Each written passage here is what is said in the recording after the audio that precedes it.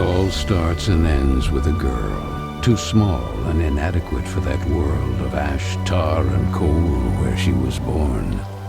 When her mother died suddenly, the little girl, with only the company of a stuffed friend she would soon forget, found herself all alone on an icy bench, waiting for the carriage that would take her to the austere Bunny Hall. Luckily, even if that place turned out to be very hostile for her, there she met Carole, who like her was small and inadequate, so the little girl began to feel less alone, until, on a day like many others, Carole would leave Bunny Hall for good, so the little girl fell prey to despair again. After all, in a world made of ash, tar, and coal, furiously ticking away like a crazed clock, what can a little girl do all by herself?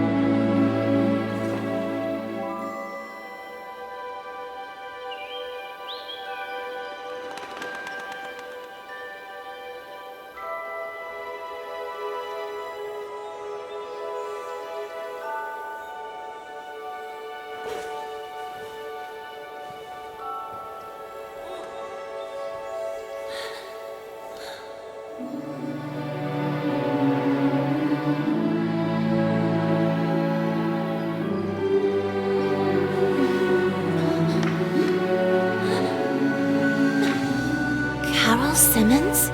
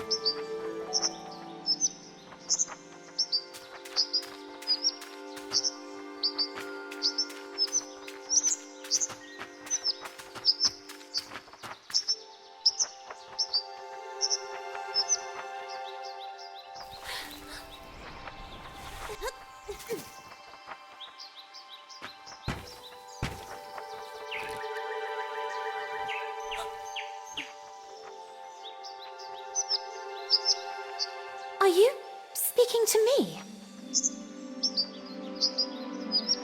Princess? No, I mean... I believe so.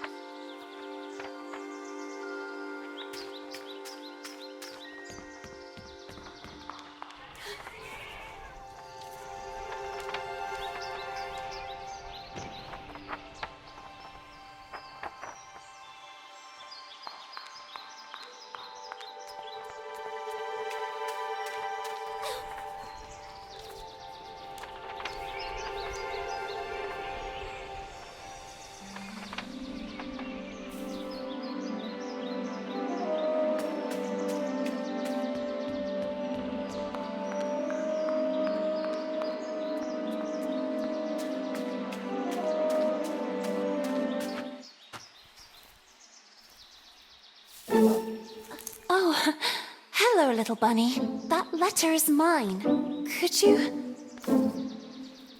The sweet, bespectacled bunny ignored the little girl and took the letter with them.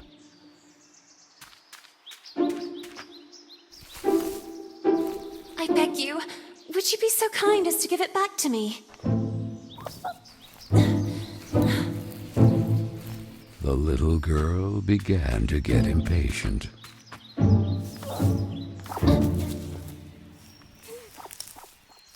The little girl wouldn't let it win, so determined to recover Carole's letter, she followed the mischievous bunny.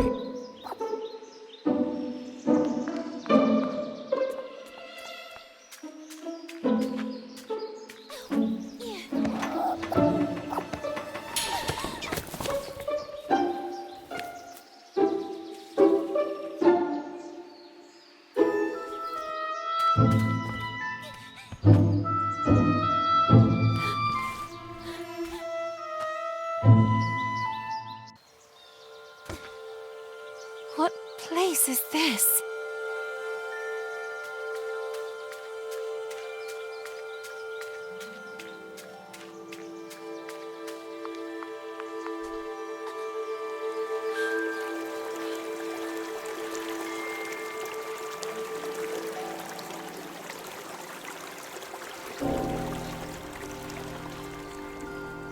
That kite, it reminded the little girl so much of her friend Carole. So free and graceful, yet tormented, as if by adverse currents, by the other girls at Bunny Hall. Oh, and who would you be? Have you perhaps seen a bespectacled bunny? Even the owl ignored her question and just stood there, staring at her, with those eyes, red like blood. But the little girl had no time to waste. She had to track down the bunny, and so she began to follow in its tracks.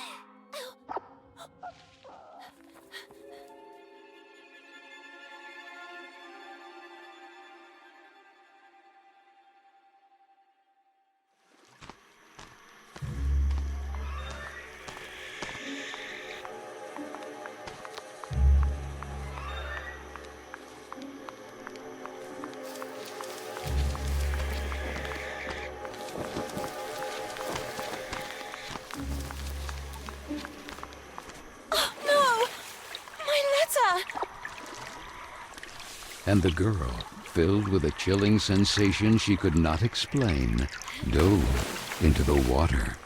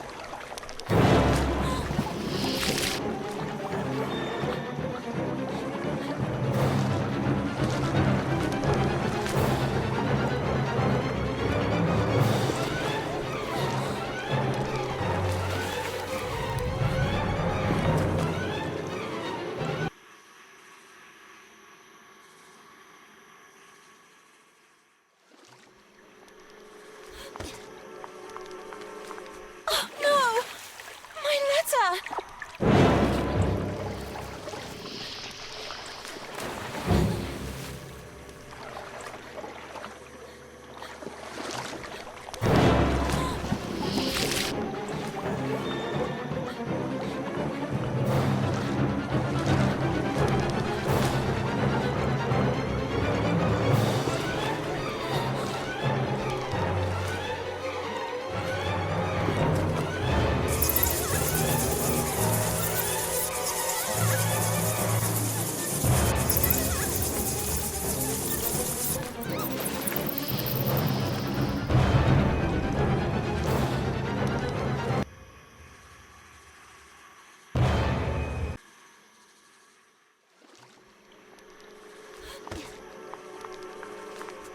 no! My letter!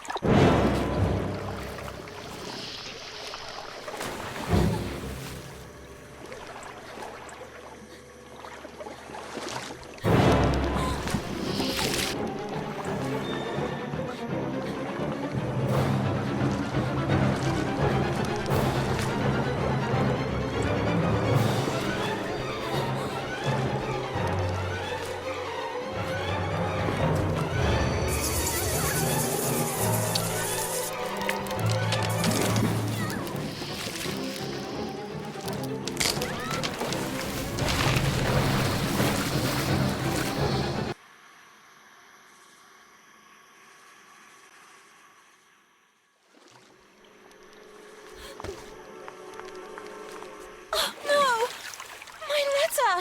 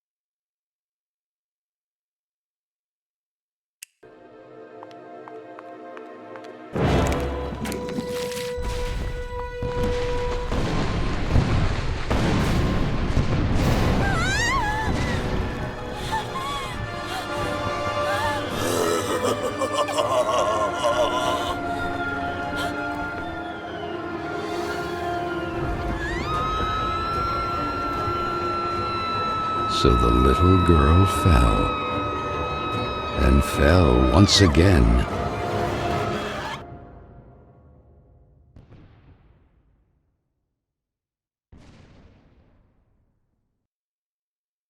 And while the man with the tar hat stood grinning, her thoughts drifted to that mysterious figure in the window of Bunny Hall, who silently stood watching her as she was swallowed up in her abyss. And this is how our story begins. A letter, a roar, then a daring plunge, and a little girl, too small and inadequate for that world of ash, tar, and coal of which she was a part. Miss Benton, I am pleased to note that my voice is so soft that it encourages restful sleep in class. Would you be so kind as to share your wisdom on today's topic with your fellow classmates? There was a man made of tar, an owl, and a bunny with glasses. Such impertinence. Home economics, ladies' etiquette, chapter 9. Be always beautiful, perfumed, and impeccable. All of you young women of today are privileged to witness the deeds of the great men of your era, the grand discoveries, the phenomenon of industrialization, progress. Soon you will be wives and then mothers of great men who will go down in history. And you, Miss Benton, make fun of it. This establishment, too, if events continue to transpire as hoped, will undergo important developments, and you will be the first to benefit from them. Why, ladies? A portion of Bunny Hall was conceded to a corporate collective in order to form a small branch, thereby taking advantage of the area's greatest resource, rabbits. This will not only bring new luster to the estate in this region, but also new jobs. Very good, Miss Vicky Trant. At the very least, Lana has grasped the rabbit matter. In this regard, our dear Frank reminds us that it is strictly forbidden to venture beyond the walls of the park. The disinfestation work will resume tonight after the strong winds of recent weeks. Remember not to be overwhelmed by the explosions. It's all perfectly normal. The soil is blasted with charges and the rabbits forced out of their burrows. Who did it? Lana! Miss Benton!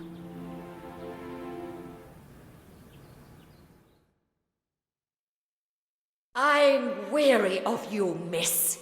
Ungrateful, arrogant troublemaker.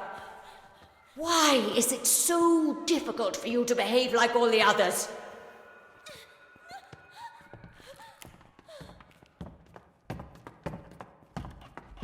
The clock is ticking furiously, and you are a woman now.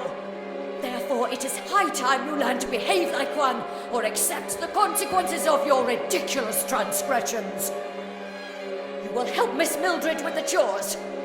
When you are done, ring the bell, and you will be allowed to return to your accommodation. But until then, don't even dream of leaving this place. This, for the little girl, was now the norm. Targeted by Vicky and the other girls, or simply scolded by the matrons of Bunny Hall. Like Miss Hinman and her nauseating perfume. She constantly repeated herself sadly, "No, I don't want to grow up. I don't want time to flow furiously anymore. It would have been so nice instead to be able to take it back to when Carole was still there."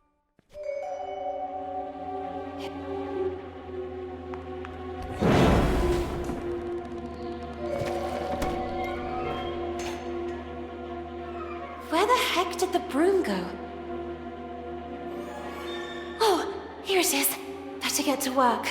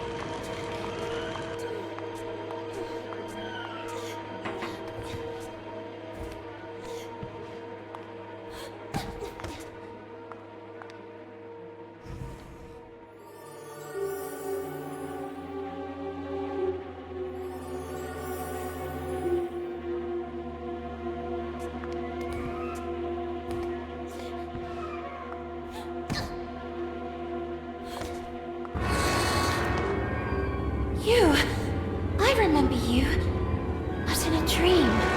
Or at least, I think it was a dream.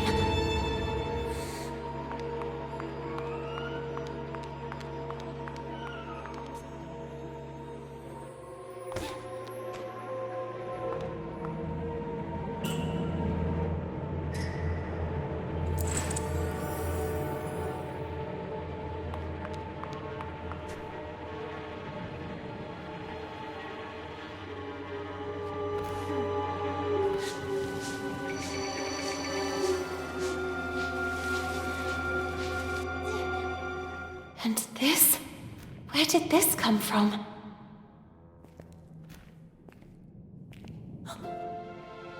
It looks like an old mailbox.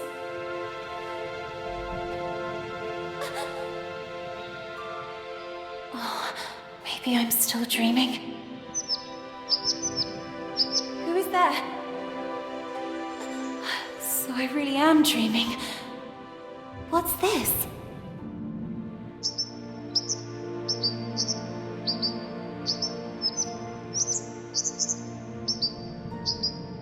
Carole?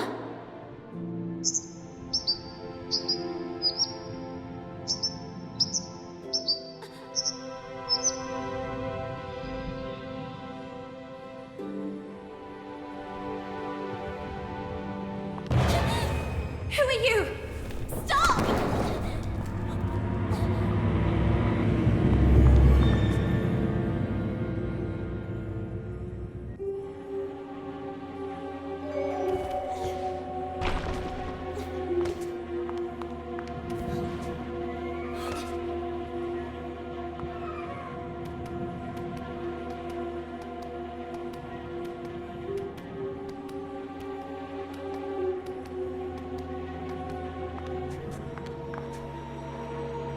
No!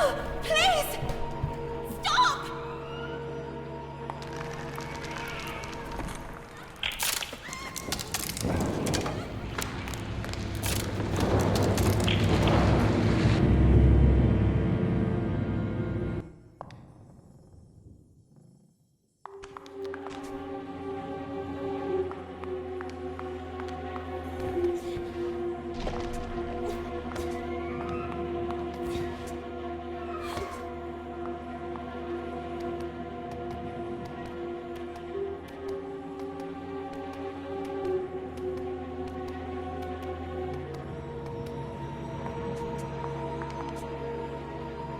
No! Please!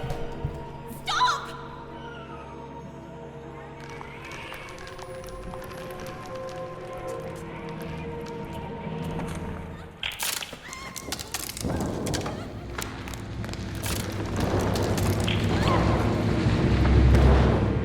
Strange things are happening down here.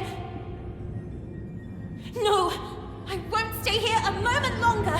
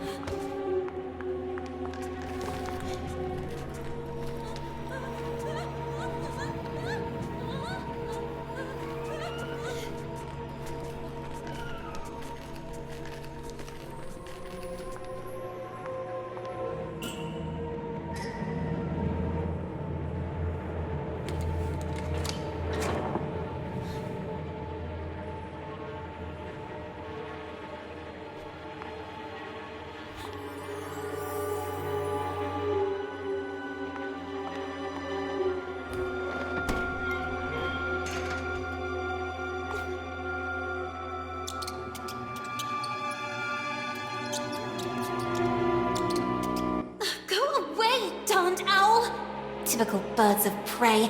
They're greedy for mice and other small rodents. I wonder if I can use that to my advantage.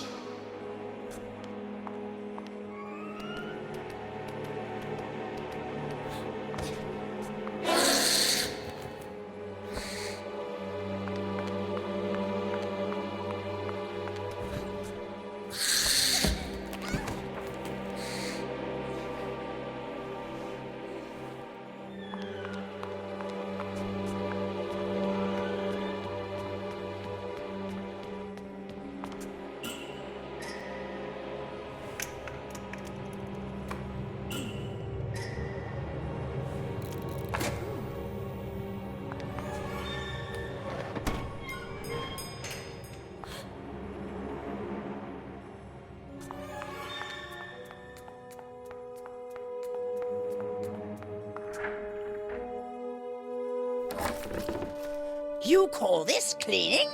It's a pigsty. Miss Hinman was clear. You will spend the rest of the day here. And speaking of which, here's your lunch, miss. No! Wait! I did everything I could! No, it's not right. I won't spend another moment here. I have to find a way out.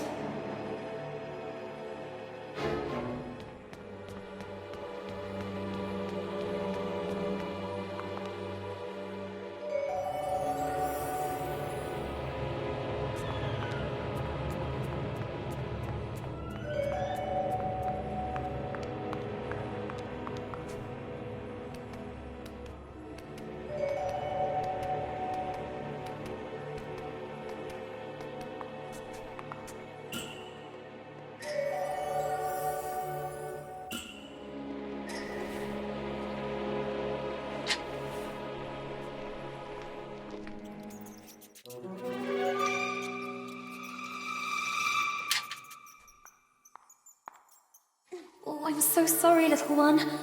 I promise I will let you go. I wonder if I could use it to attract that darn owl.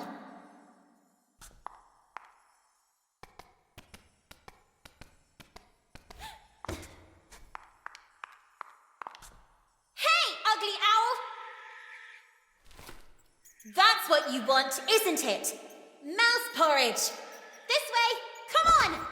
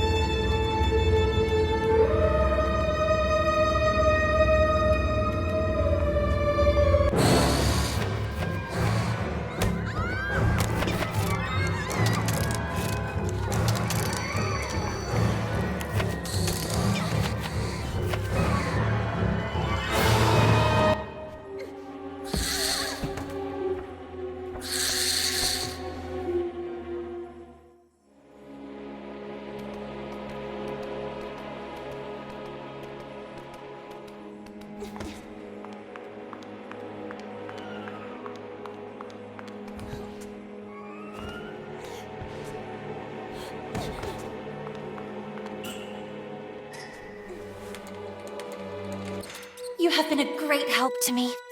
Go. You're free.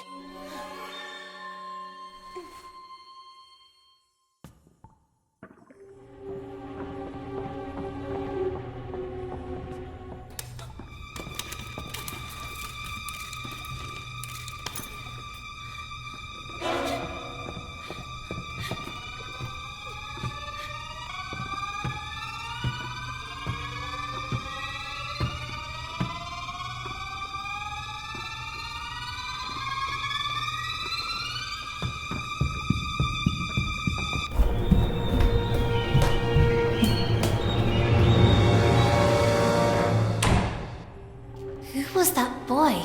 And what was he doing?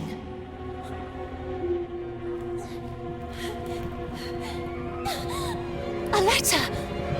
Carole Simmons. It's from Carole. I can read her name. The flames barely touch it. I have to put out the fire before it's too late. The little girl began to wonder if it had been that mysterious boy who threw it into the flames. But why? What was he hiding? And above all, who was he? No! No! Why did you kill it?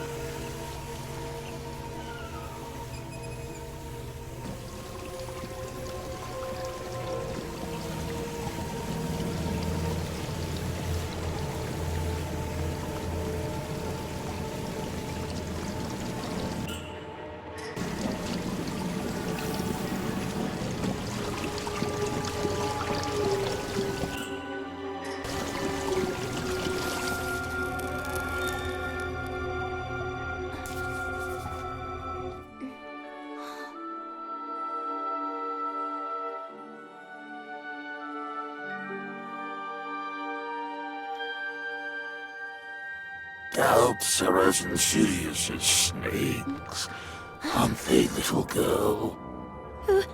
Who's there?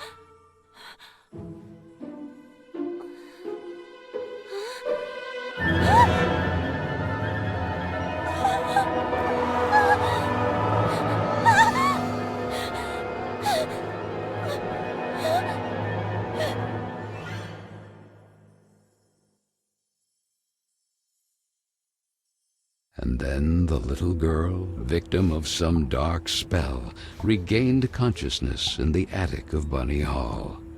But this time it wasn't just a dream, and she was no longer human. Was it the work of that old man with the tar cylinder hat? Who was he? And why did he mean her such harm? Luckily, that nice gentleman in silver had rescued her. But what did all this have to do with her?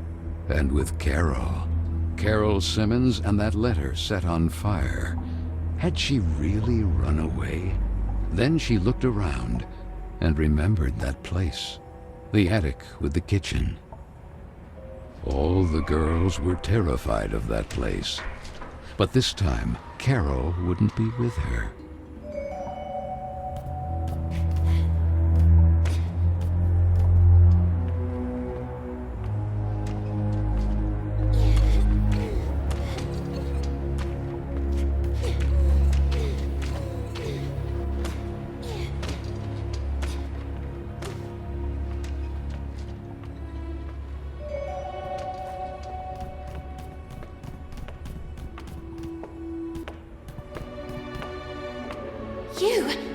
You saved me from that terrifying man earlier. But whatever happened to you? Where has your head gone? Our head, you say? What really worries me is having lost the umbrella. Head and umbrella not accounted for. How can I help you? For some reason I woke up like this. We remember you differently, actually. Did you get a perm? But who are you? Mr. Macy, guarding the kingdom of Carole. I am... Lana Benton, we know. The Princess of Carole. Prince Carole? What's going on here? Without the head, there's little else we could do or tell you. Have you ever seen a headless body having a long conversation? To tell you the truth, I have never seen a headless body capable of carrying on any type of conversation. I'm powerless. Find the head. Something must certainly have happened to him. Oh, and don't forget the umbrella. By the way, I believe this is yours.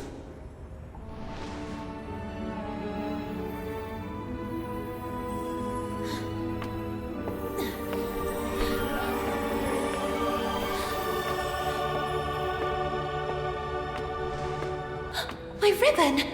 Oh, thank you, thank you! Now go, and be careful. There is a risk that Mr. Kin's black tar has already begun to spread. Keen. So that is his name. Remember, the more power he gains, the weaker Carole becomes. And with it, all of us. So Lana, as frightened as she was confused, decided to accept the mission and find the head of the silver gentleman who had rescued her.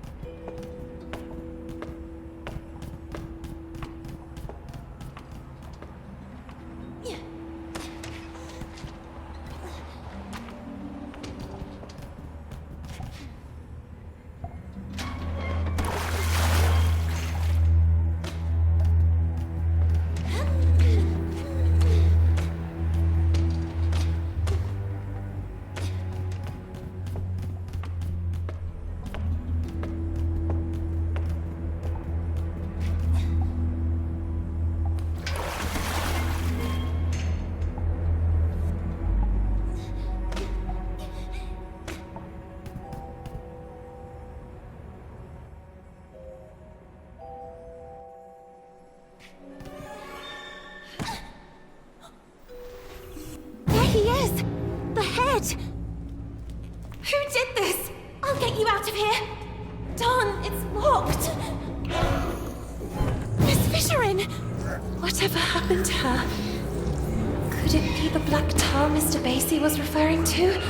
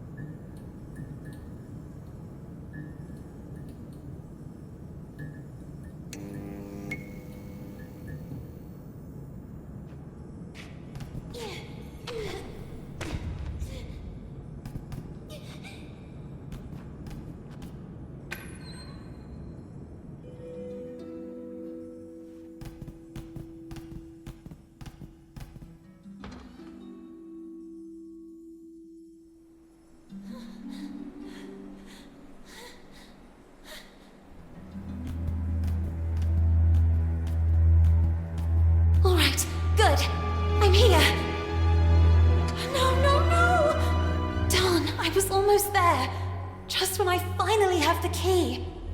Where could he have ended up?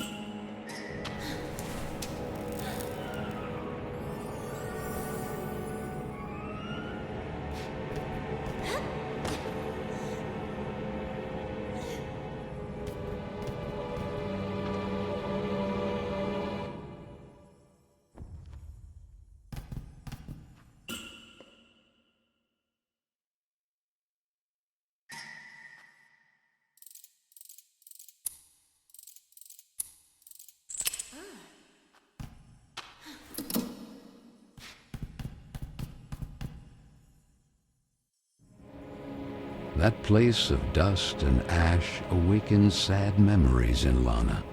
She and Carole grounded, old Mildred and her deafening, shrill voice. "The silver gentleman's umbrella," the little girl proclaimed. A voice rang out. I didn't have time to finish it, but then, as if by magic, because time knows how to repair lost and unfinished things.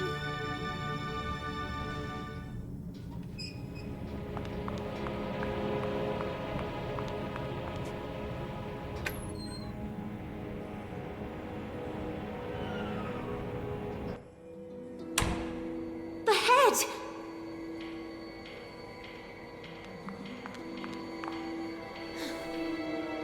Finally! I'm sorry I took all this time. Oh, that horrible owl again! Oh, it has the letter!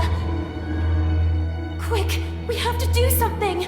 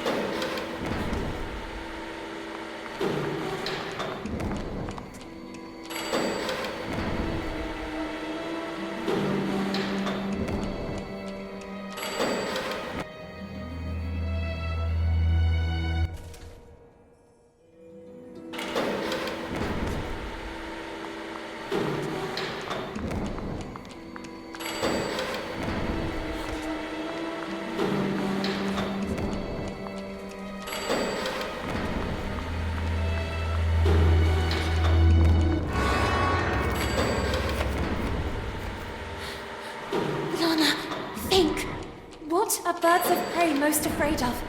Fire! Who isn't afraid of fire?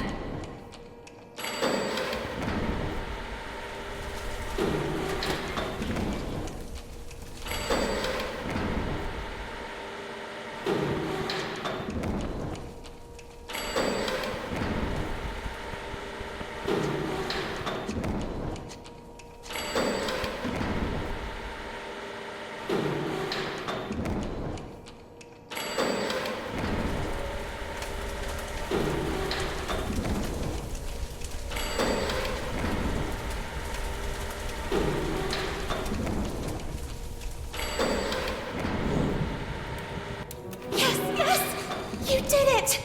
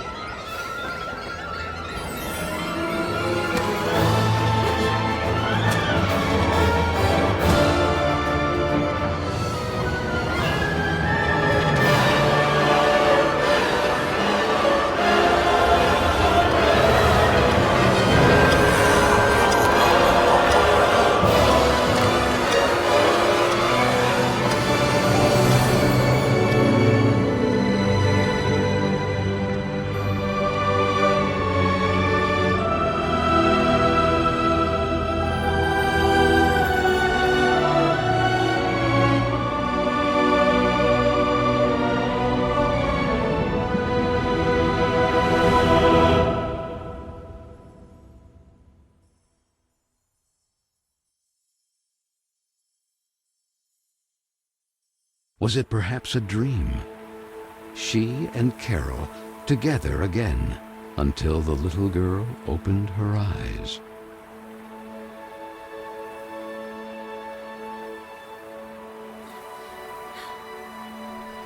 What is this place? She wondered. It was certainly Carole. Even if the sails aren't hoisted, it doesn't mean the wind isn't already blowing. These words rang in her head. Carole? It's you, isn't it? The sweet bunny did not breathe. She stood there at the bow, contemplating that spectacular view. What happened to you? I need to know. Why did you leave me?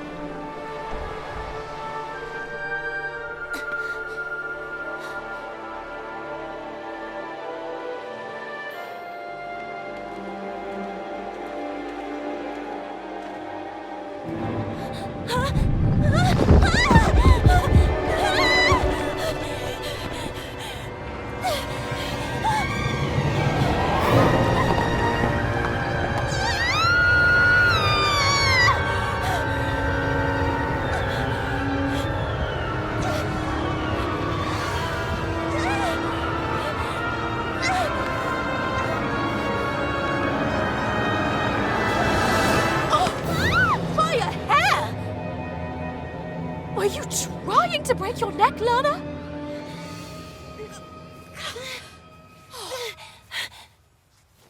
what if Miss Hinman saw you? Hopping on a roof. What's in your head, girl?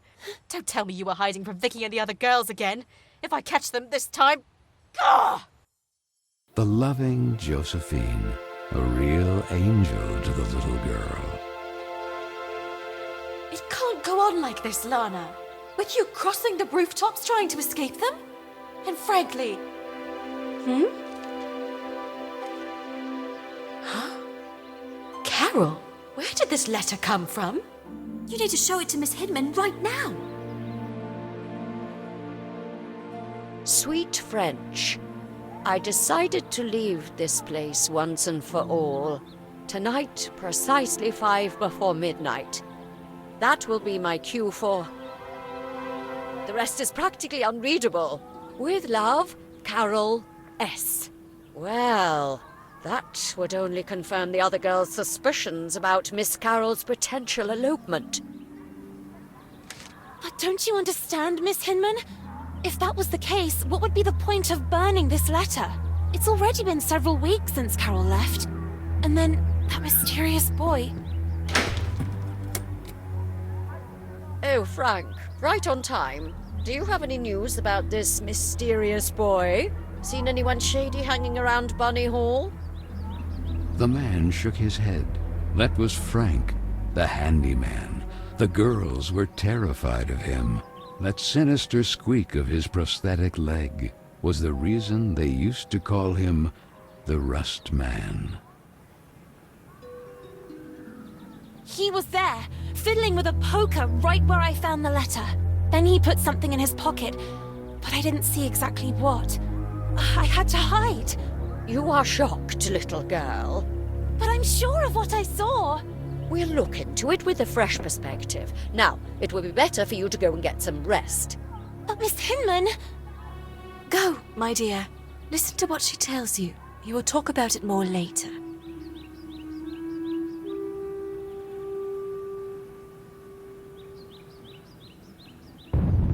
A loud roar pierced the rainy night.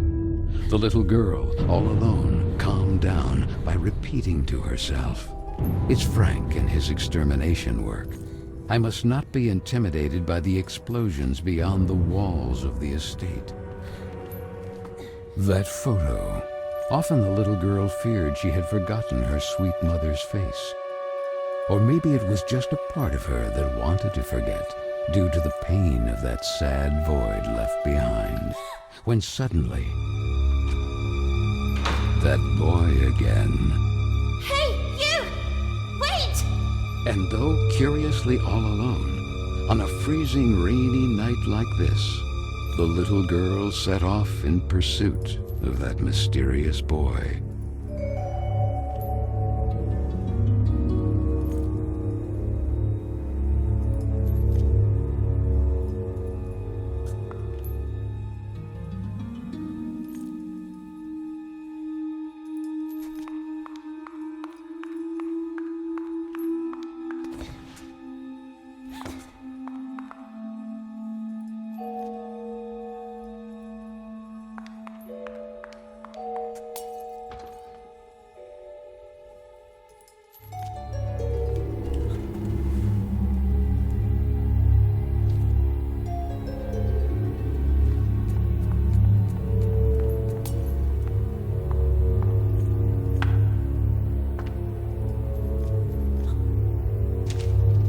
Sweet French, so the letter said. My time seems to be running out, like a sword hanging over my head. And however much I may resist, nothing is going to change. Nor do I receive any support, not even from those I thought I knew. All I have left is you, Marcel, my sweet French, and the idea of London together. Carole S. Marcel? So that's your name. Girls!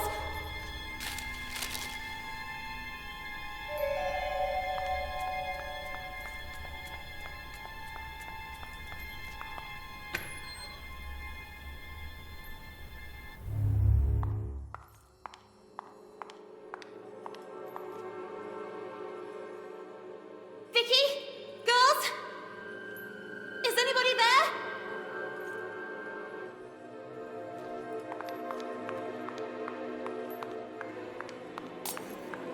No, please! You have to help me! Vicky! What's going on? Where are the others? Gone! Someone, something, has swallowed them. Please, do not leave me. What the heck are you talking about? From the breach! The tar, Lana! It's spreading. The tar? Don't you understand? Even if time seems to have stopped, the clock keeps ticking furiously. Grant him, Carola. I can. All of us will be doomed too. Vicky, what do you mean? Please do not leave me. Poor fool. Did you really think Vicky or the others would ever ask for your help?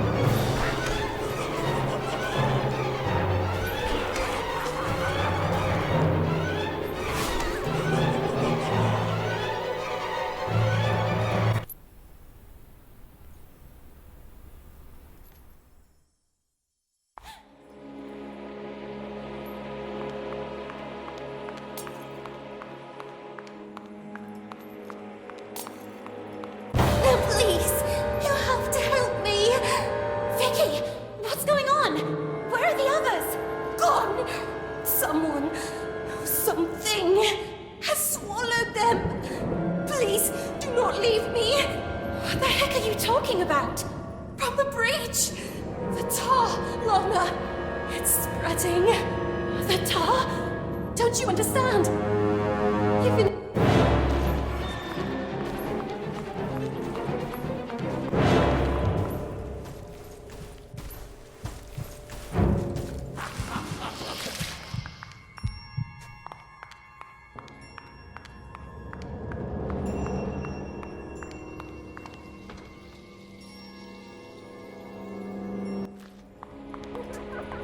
Hey!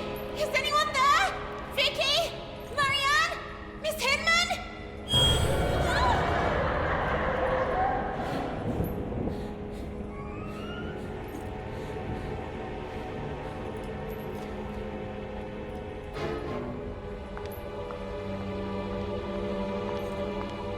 Is there anyone there? Come on, girls, this isn't funny! Darn, it's secured by a big combination lock. A tile is missing.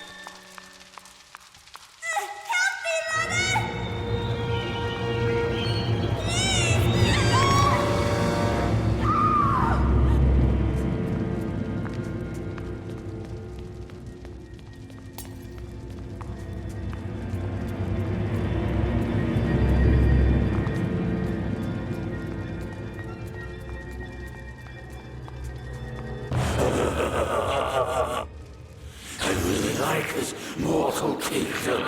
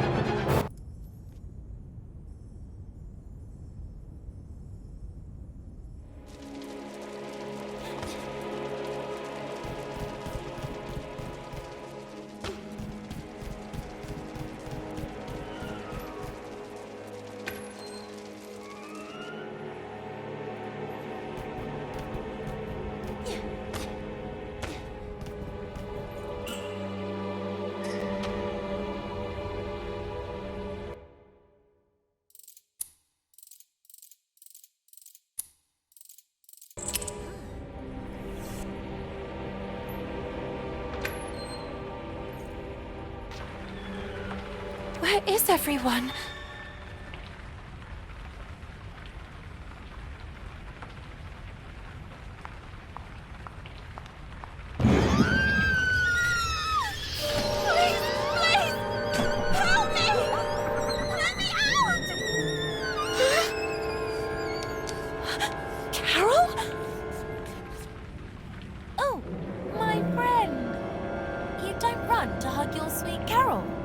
Carole, but...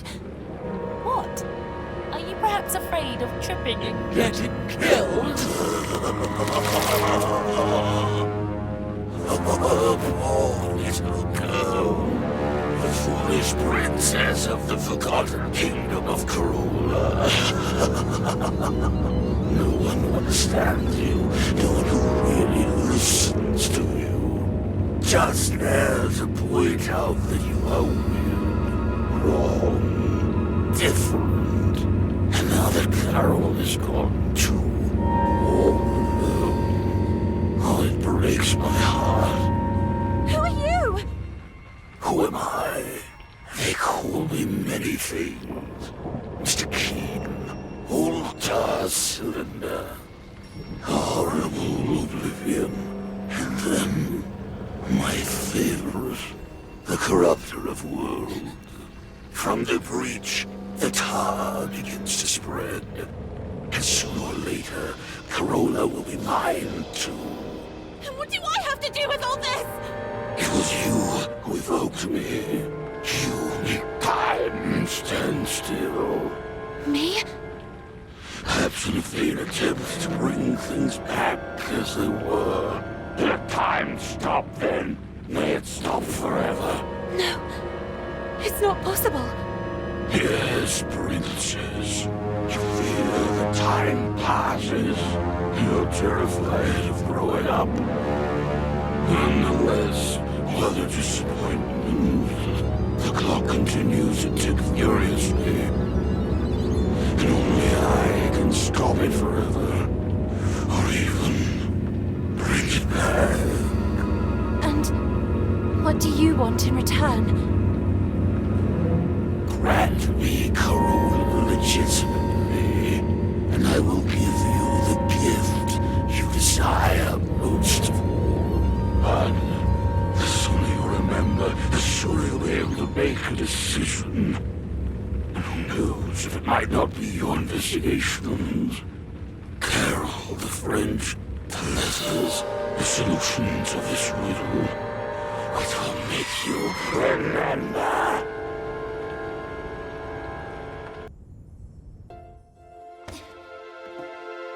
Good morning. You don't plan to stay in bed all day, do you? It seems that Miss Hinman has an important announcement to make. Oh, I must have dozed off again. I can't remember. Maybe I was dreaming. Quick! Miss Hinman will kill me! Oh, and thank you. Thank you so much.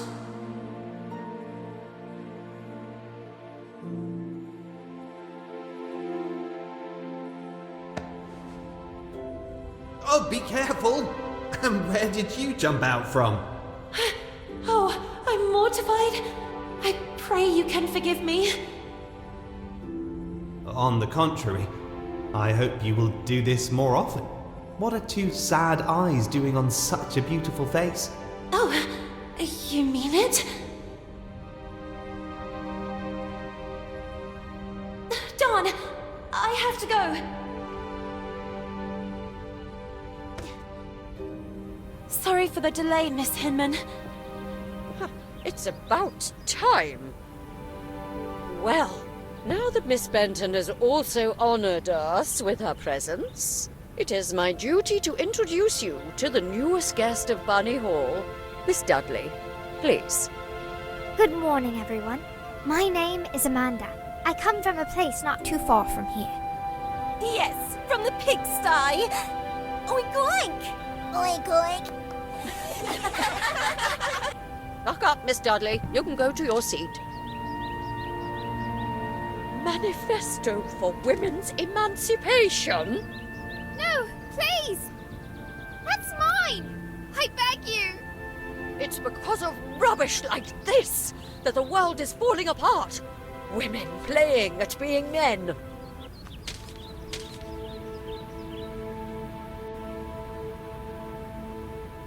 This, for the little girl, was a common occurrence. Then, recognizing her same sadness in the face of the new arrival, she had nothing left to do but huddle helplessly on the cold bench and let herself slip away from that gray world in which she was born. Even if the sails aren't hoisted, that doesn't mean the wind isn't already blowing.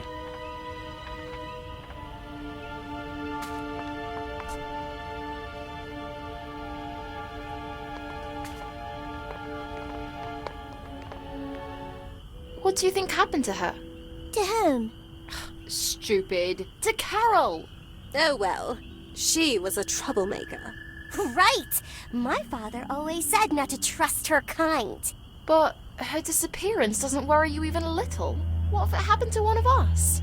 She could be frolicking who knows where. We all knew what her plans were. Well, maybe something happened to her then. Or maybe someone chopped her into tiny little pieces. Who knows? Maybe Frank? Oh God. The Rust Man. That guy creeps me out. Yeah, I think he killed her. I mean, have you seen how he stares at all of us? Without ever taking a breath. Oh, and that continuous heck, heck, heck.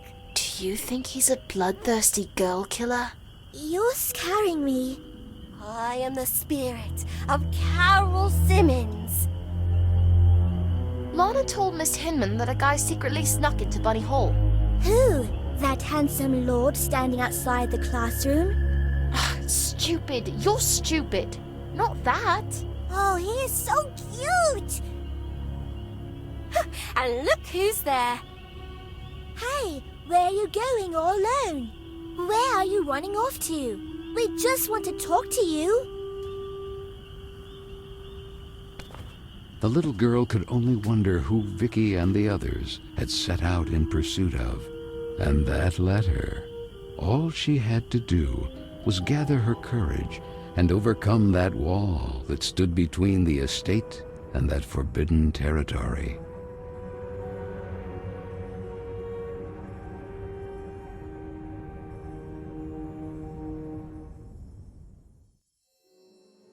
The Bunny Hall Park. It had been so long since they were last allowed to cross those walls because of the restructuring for the collective and the disinfestation work. The little girl struggled to recognize it.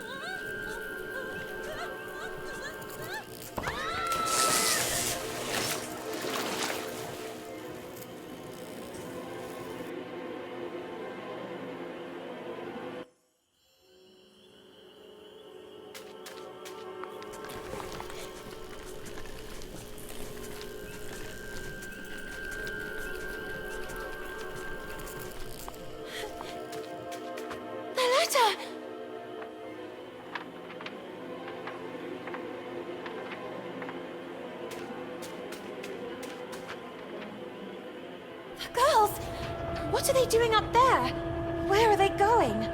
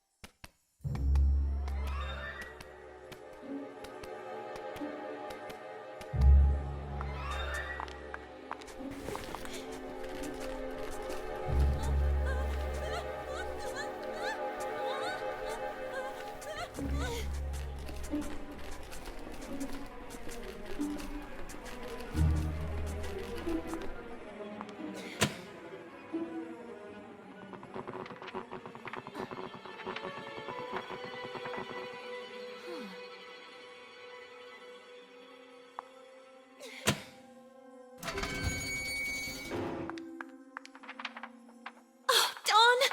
Not again! Oh, no, no! I have to find a way to go down there.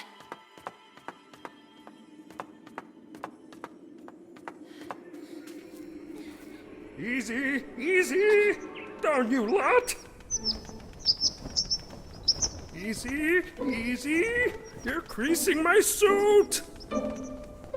Oh, my head is spinning. Could it be dizziness? I believe this is yours. Yoo-hoo-hoo! All in one piece once more. You can say it loudly! I feel so hasta la vista, baby. Yet always ready for some fine English tea. At your service, princess. Please explain to me, what is going on here? I'm here to take you back to your kingdom, princess. But things have taken an unexpected turn. Mr. Kin, he learned of a breach. A passage from the mortal world to the kingdom of Carole. And that's where he wants to expand to, corrupting it. But what does all this have to do with me? Princess, you really don't remember? Since the two worlds are converging, you are the key. The only salvation for Carole, the pristine kingdom beyond the clouds. And I am your humble servant. But that's not possible. I'm just an ordinary girl. An ordinary one-of-a-kind girl. No, I'm just looking for a friend. Carole. I have to find her. I have the feeling that things didn't go the way everyone believes. The solution to the riddle. Keen mentioned some letters. I was just chasing one, but the wind. And it ended up down there. Then all this can only be connected to the breach. Oh, well, it seems we have a common goal. Recover the letters, close the breach, save Carole. And find Carole.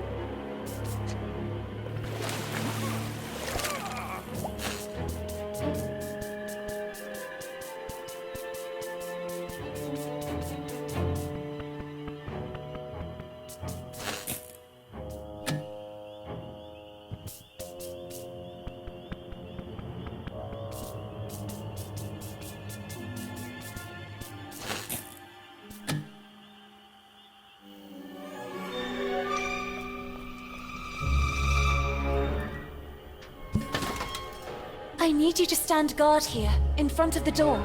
Should something happen to me, I've seen Carole reduced to a rabbit, and the same thing has already happened to me.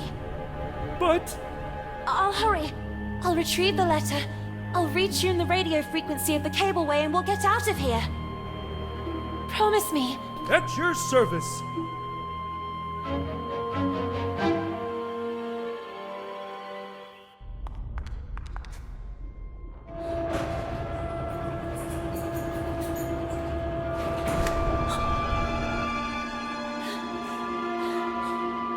Hey! Everything fine down there? Princess?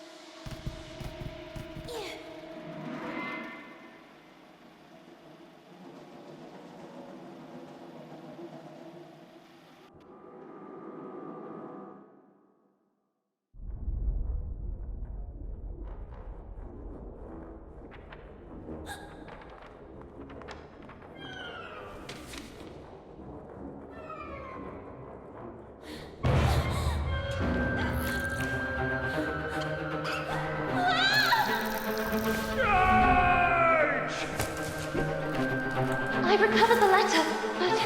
Don! What's happening to them? They're usually quite tame. Never underestimate the power of a colony. This is their territory. They've already been forced out of their lairs. The kid is taking advantage of that to turn them against us. How do we get out of this? Don't you know how to fly? The more power Kid gains, the weaker I get. Then you can lower yourself with a bucket. Look! The crate goes there! Who knows? Maybe it will help open the safety lock. You take care of finding the crank while I deal with them.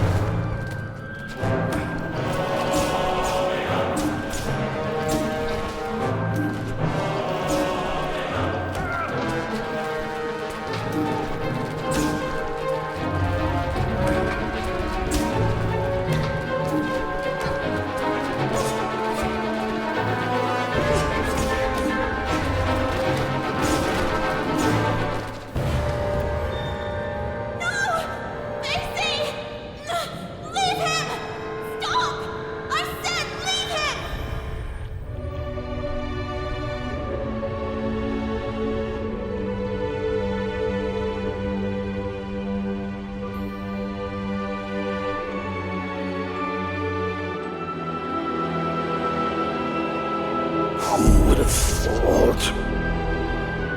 We were wrong to underestimate the little girl.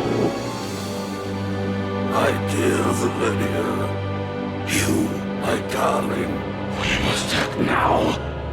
The princess may have been able to stop time, but you will certainly be able to give a taste of her unpredictable mutability. Go! Carole is one step away from becoming ours.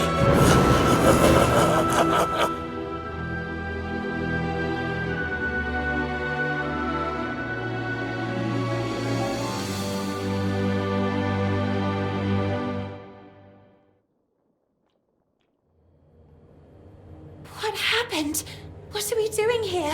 The little girl barely remembered what had happened, and the head couldn't give her an answer. There was no longer any trace of the rest of Basie. However, the little girl did not despair. She was confident that, as had already happened, the head would soon find its way back to rejoin the rest of the body. Why do I feel like I'm reliving a moment I've already experienced? Me and you, all this. Then she looked out at the horizon, beyond the window of the cableway. What had once been the flowery park of Bunny Hall was now a pile of tar, ash, and coal. Poor little animals, forced out of their own lairs by the sound of drills and explosives.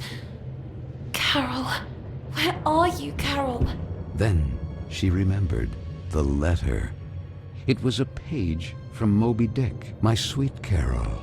Learning how closely you hold Melville's work to your heart, I offer you this page from Moby Dick.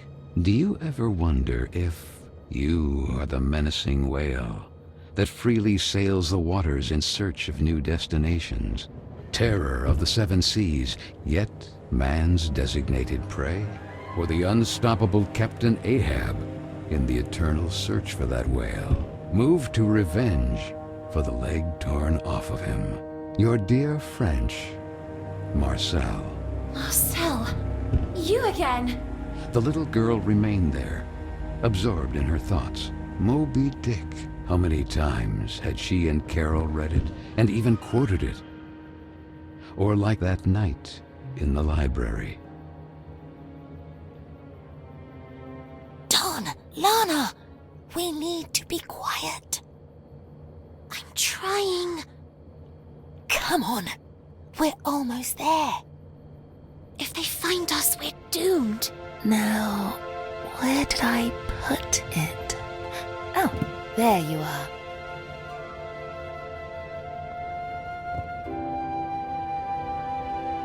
Moby Dick?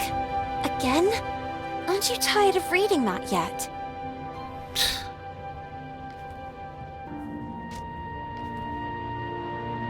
My God, Carole, if Miss Hinman catches us with this...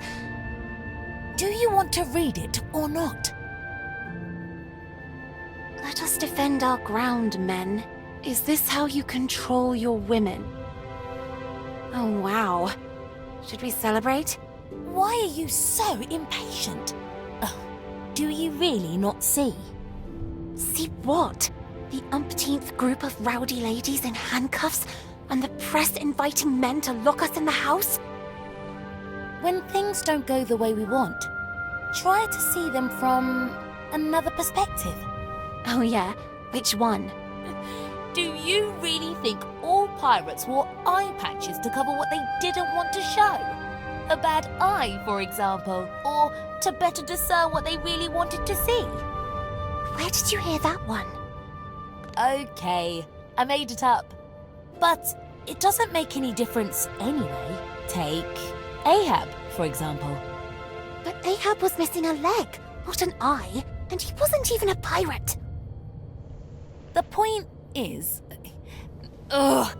Do what I'm doing. Put a hand on your face. Carole... Lana.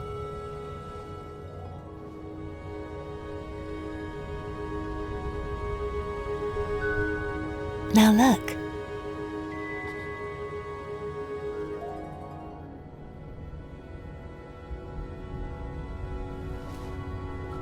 Let your voice be heard, girls! Things are going to change, Lana. Sooner or later, but they will change. What's the saying? Right. The winds of change are inevitable. Even if the sails aren't hoisted, that doesn't mean the wind isn't already blowing. What? No, nothing. Who knows where I heard it? Free, Lana. Free to be able to choose who to become, where to go, who to love. And maybe one day, women will also get into politics. Can you imagine a female prime minister? Or a black one? Can you imagine it, Lana? How I wish I could be there, among them, to fight. What future awaits us here? The factory, or worse, forced to marry someone we don't even know. Unable to choose freely. Caged. Do you want to leave? Carole? No, no. Of course not. You and I will never be apart.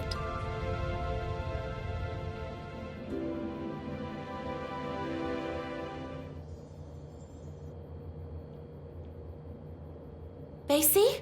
Head?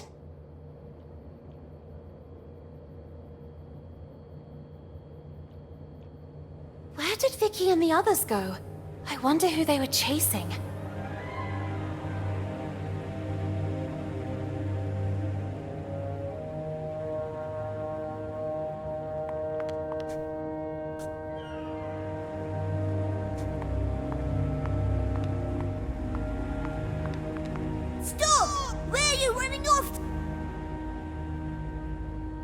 new girl?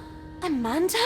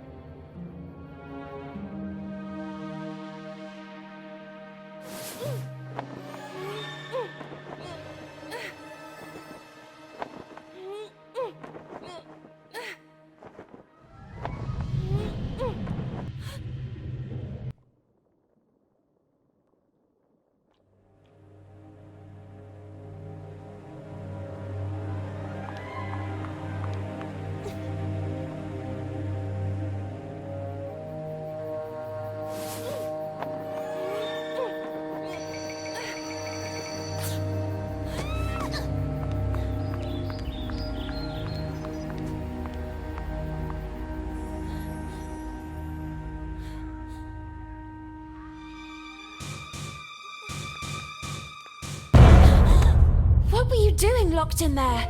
It was the girls, wasn't it? Emmeline Pankhurst, suffragette movement activist. It's my stuff! Oh, look at that! What a couple! The rabbit and the pig. Oh, what's the matter, pig? You really didn't like your new house? Oh, was it too tight for you? Oh, you certainly know how to choose your own company. Oh, well, at least Carole had some guts. Speaking of which, Hinman is waiting for all of us in the big room, and you are already late. I already have enough problems of my own to take on yours too. It's better if you stay away from me.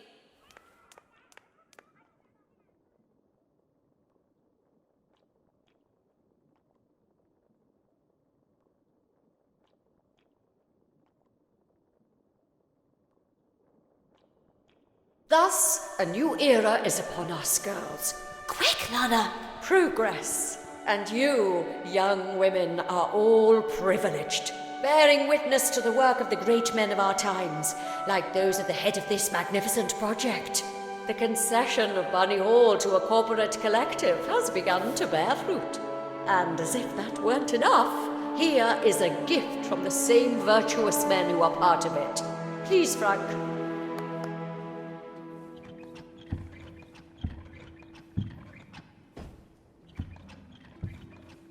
And what is it that young ladies today want more than anything else, if not to please a wealthy suitor by demonstrating the best, most graceful dance moves?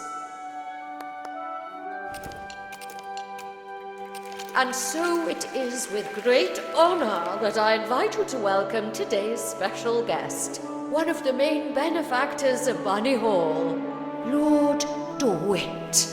DeWitt.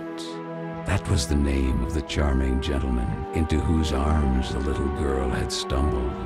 At his nod, the girl blushed.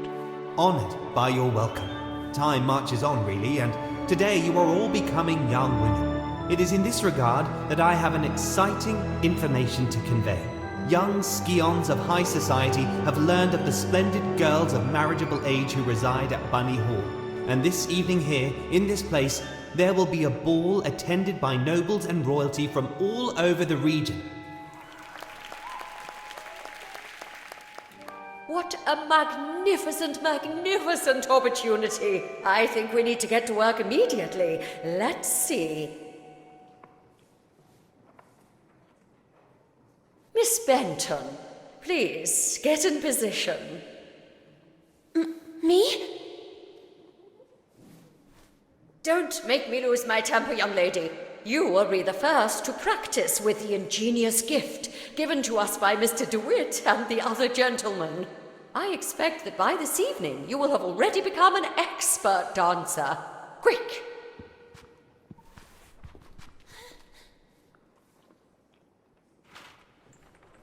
Miss Benton, pay attention. The dance is divided into 2 phases. During the first phase, your goal will be to replicate your partner's moves in time. This is a token. Each token reveals a dance move, and the corresponding button to perform it. There are 4 moves in all. This is the action area defined by 2 markers. These limit the maximum execution time for each move. When a token lands inside, the move and corresponding button will be revealed. If the move is correctly executed at the exact moment token lands in the center of the action area, you will get the maximum guaranteed score. Perfect timing is important, miss. Performing a move correctly but too early or late will award fewer points. Mind yourself, performing a different action from the one suggested by the token, or performing the correct one significantly late, will give you a penalty in the final score. Perform all the actions correctly in a timely fashion to get a high score, and therefore be able to move on to the second phase. Let's see what you can do, Miss Benton. Take your places. Let the dance begin.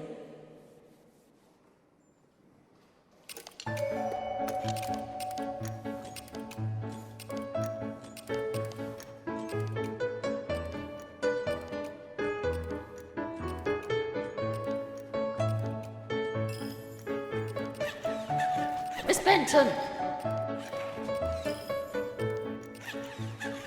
Goodness, keep time. Bad timing, very bad timing. Wrong. Don't do your own thing, lady.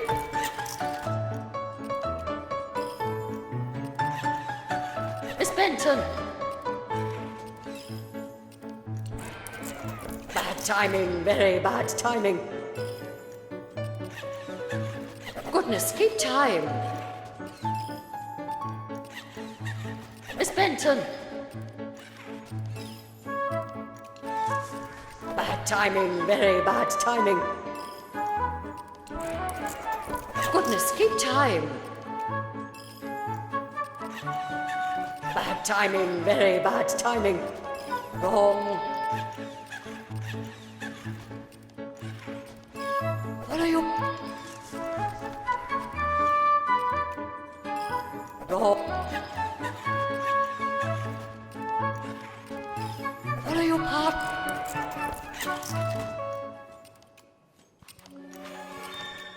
Well, it is customary that once the ice has been broken, you move on to a second phase in the dance.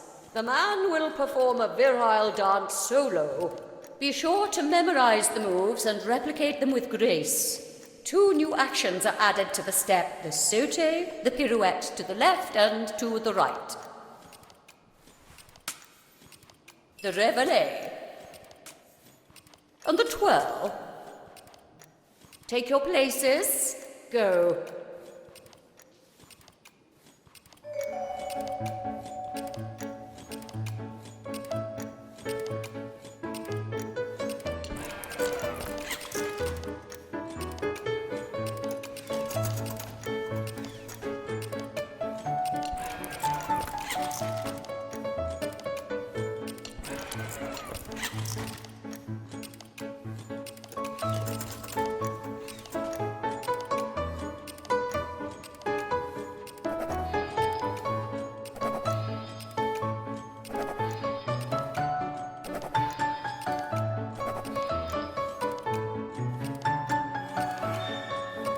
I hope you're happy, humiliating us all like this in front of Lord DeWitt. You... Oh, I'm sorry, I'm really sorry. Miss Benton! Come back immediately! Miss Hinman. Miss? I beg you, aren't you being a little too harsh on her? It's clear she doesn't exactly correspond to your ideal of a young woman. However, there is potential in that girl, and it's up to you as her tutor to know how to guide her. Where did she go? The tender child asked herself. So, armed with courage, she ran towards that curious girl.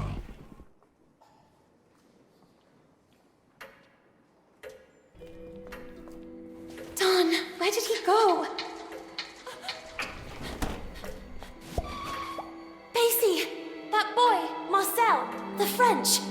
the one I saw fiddling with Carole's letter in the basement. He might have something to do with all this. He seems to be racing to get to the letters before us to destroy them. Perhaps to cover up the evidence of his correspondence with Carole. We can't let him escape. But how do you manage without? It would take a miracle. And indeed, the one who came to the aid of the little girl and the nice silver gentleman was truly a miracle.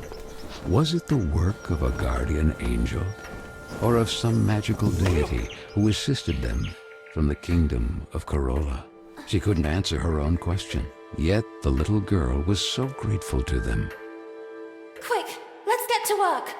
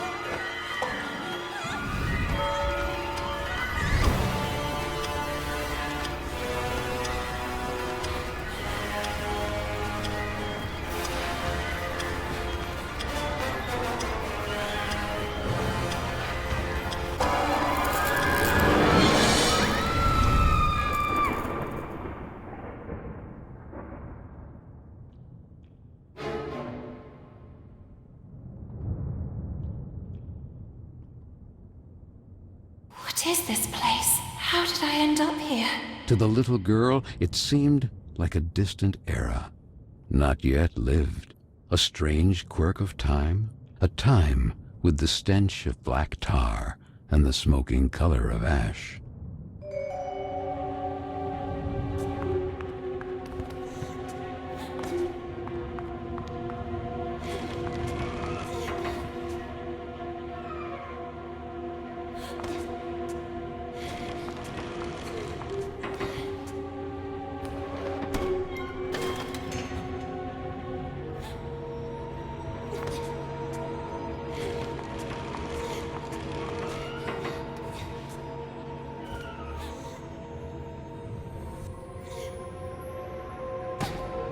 This is the science classroom.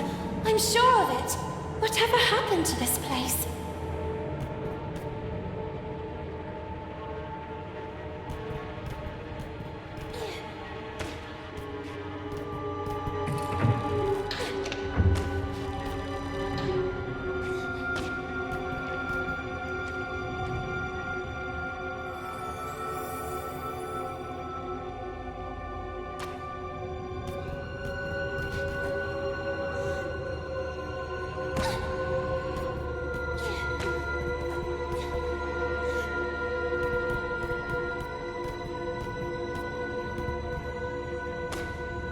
Look!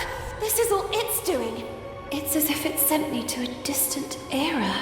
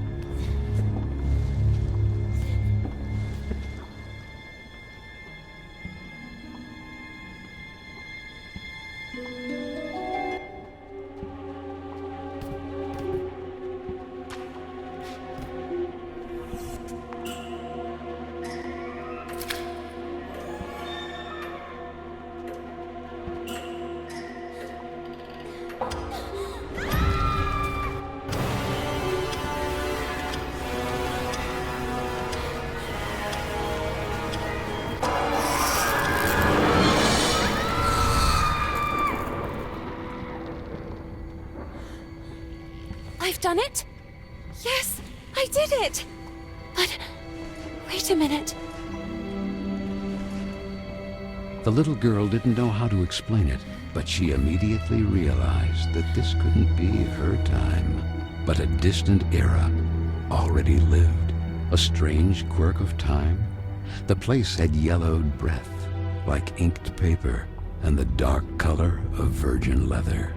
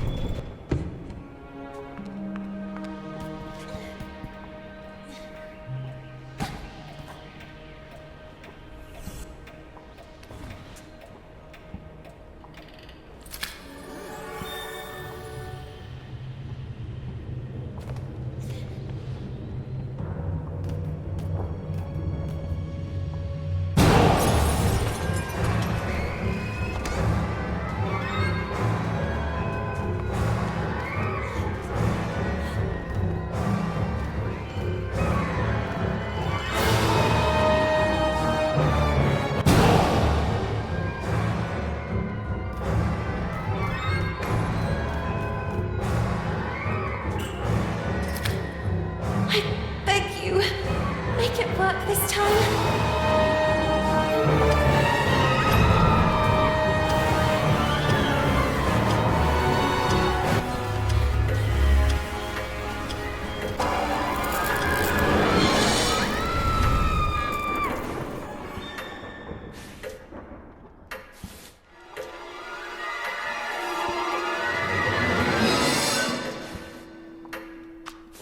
But that's Miss Fisheran's test. She wasn't lying. It really had been hidden from her. And so the little girl learned that, like her, Miss Fisherin had once been young too, and who, just like her, had suffered the abuse of mocking peers. Quick, the ladder!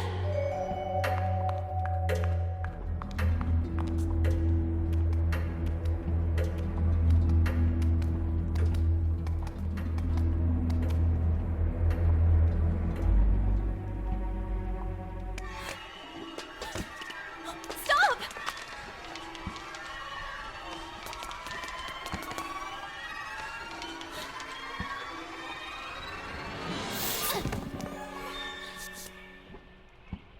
You? What are you doing here? Little girl, you really like playing with time, don't you? All I see is two useless, weak rodents with their tails between their legs. No, please!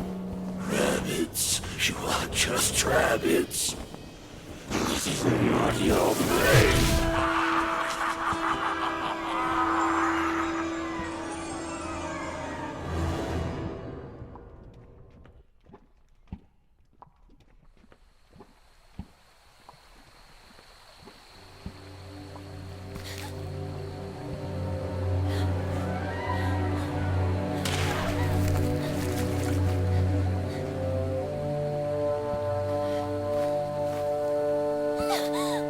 Back off! Stay away from me!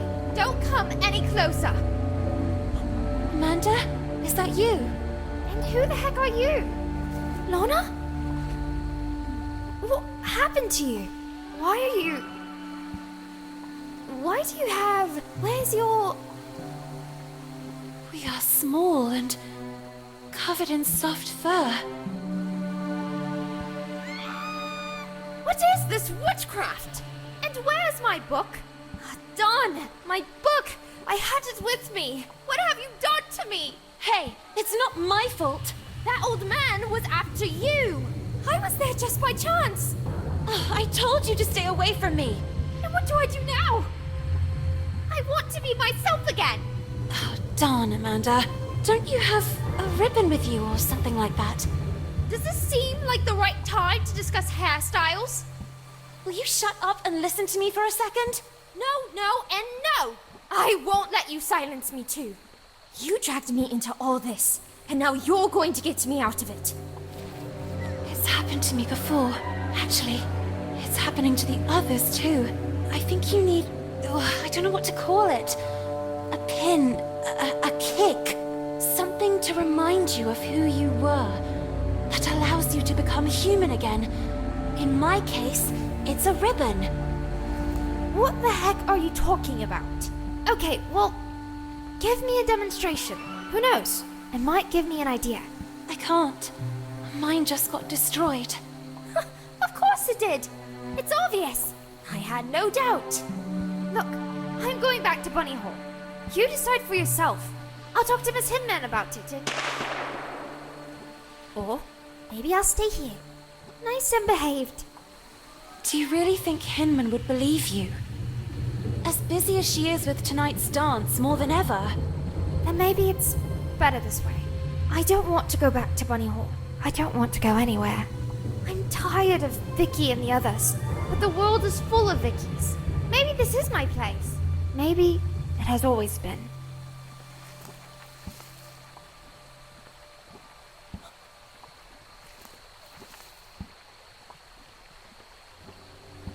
This. Where did you find it? I grabbed her by the hair. I realized it was important. I remember that day. Miss Hinman organized a reading workshop. Guests from outside even came. Carole chose a passage from Moby Dick. But don't you understand?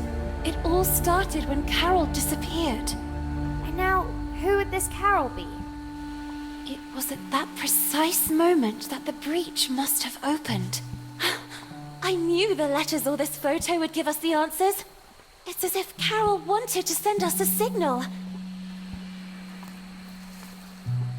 I'm starting to not follow you.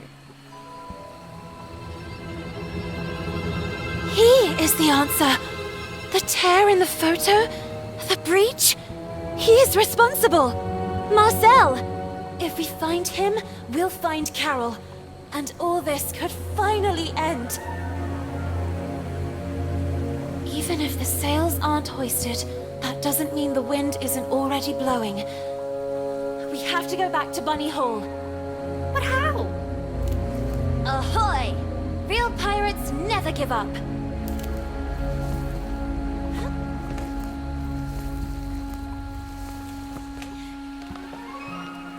The felled tree, the signs of exploded mines. If my calculations are correct, we are in the park, just a few meters from Bunny Hall. Shh. Did you hear? Listen.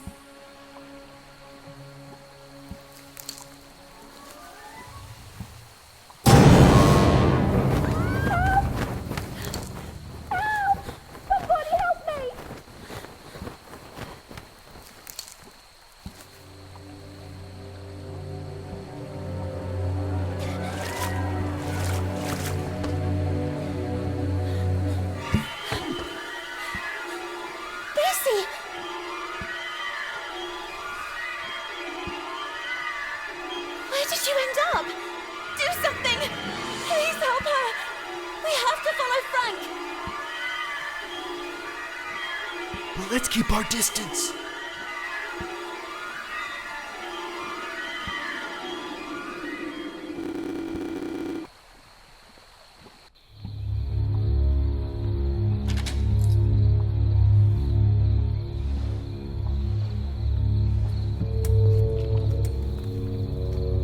He's heading to his shack. What are his intentions?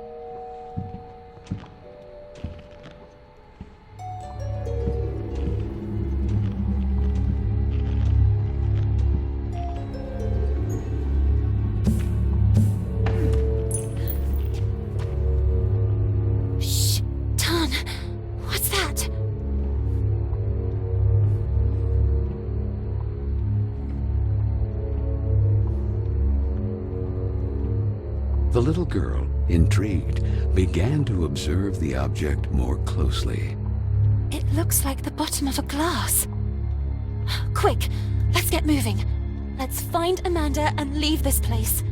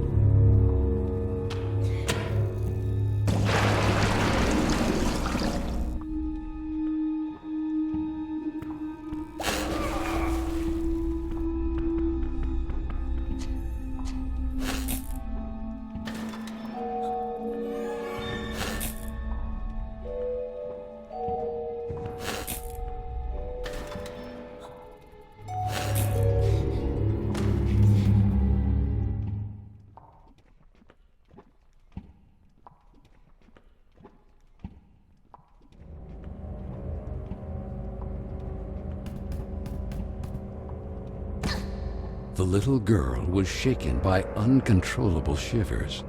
What was that place?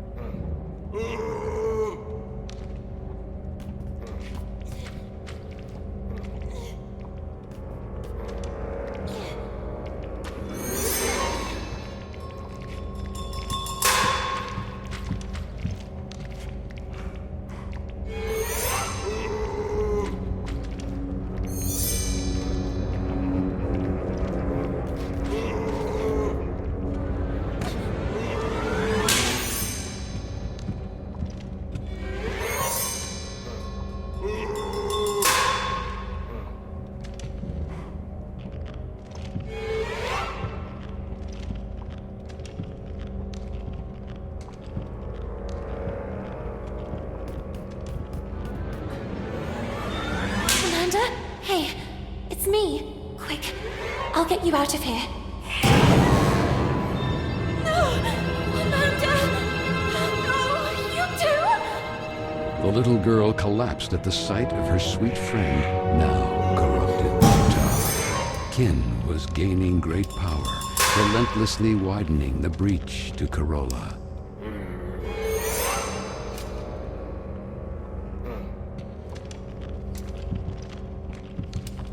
You!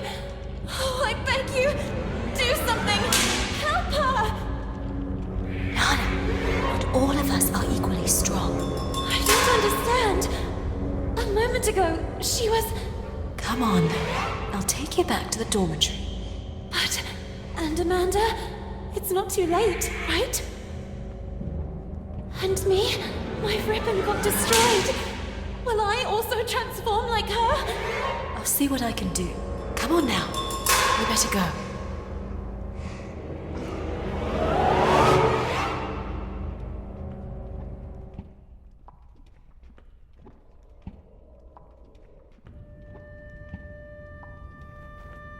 Everything is back to normal. What's up? Hang in there. Carole has disappeared. Perhaps kidnapped by that Marcel. If she's even still alive. And now Amanda. Soon Carole will be doomed. And it's all my fault. Listen, we all carry out actions that have repercussions. It's true. But we cannot eternally cling to the past, trying in vain to change it.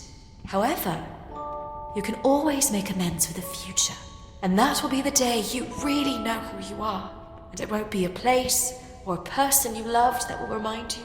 Not a ribbon, not even a photo you jealously guard. Your own actions will define you, and you will be able to accept that time passes, that things change, and know how to let go. Know how to let go. Had she ever really been able to do that?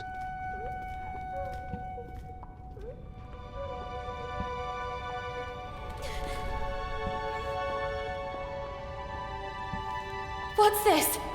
Who is he? It was there, on your desk. You lied to me. You and I will never leave each other. Listen, No! Would you really have left me here and run away with some random pen pal? I was thinking about when would be the most appropriate time to talk to you about it. Oh, yes? And when were you planning to do it? Let me finish. They have already arranged my transfer. They will send me to some house, who knows where, as a lady in waiting. So I said to myself, before it's too late, take your things and run. Leaving everything behind? I had no alternative. Not today, not yet, not in this time. To them, we are just things. And I should just let you go. Even if I stayed, I would still be taken away. Did you really think we would stay here forever, spending afternoons in the park, or what's left of it?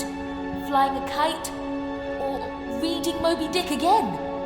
We are not kids anymore, Lana. Time flows.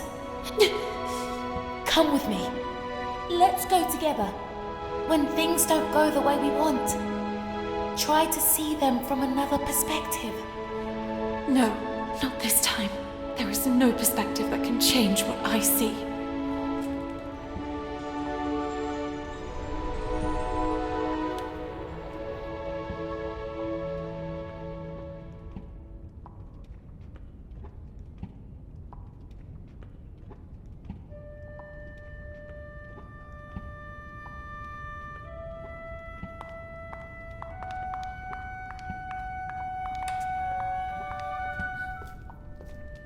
Miss Benton, this is for tonight's ball. The ball! I almost forgot about it! I was sure that you wouldn't go. However, someone insisted that you be there too. We never got along, and I'm very sorry about that. I hope, however, that this time you will prove me wrong by accepting the invitation and demonstrating that you are a real woman.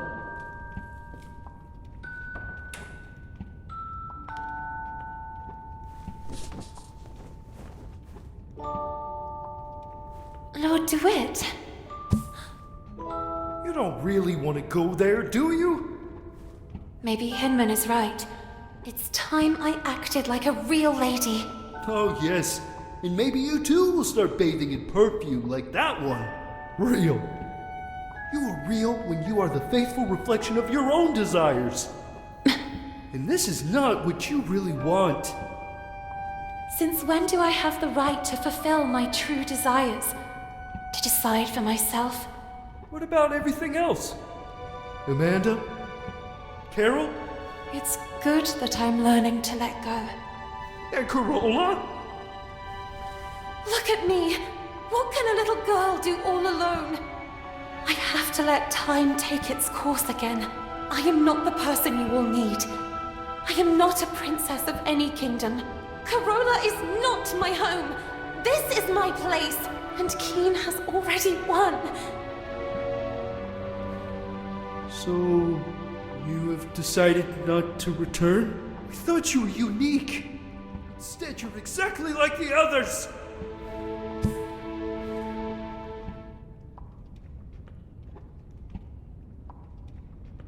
The big event. Noblemen and scions of the local aristocracy had flocked to Bunny Hall in great celebration, eager to meet the young women who lived there. The little girl, not so little anymore after all, couldn't distinguish them. In her eyes, they were merely clones of each other. She couldn't explain it, but she understood that perhaps until that day she had been blind. And while her peers were engaged in pleasantries with wealthy suitors, the little girl decided to track down Lord DeWitt.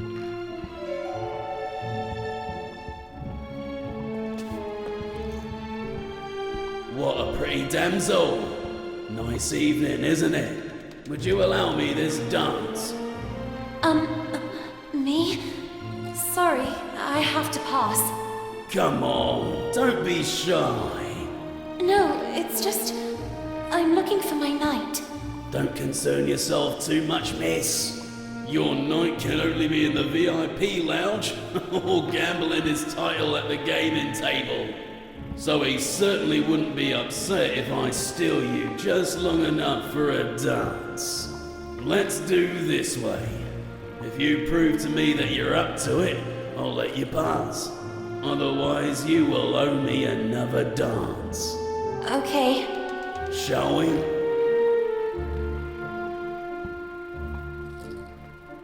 Let's get the dance rolling.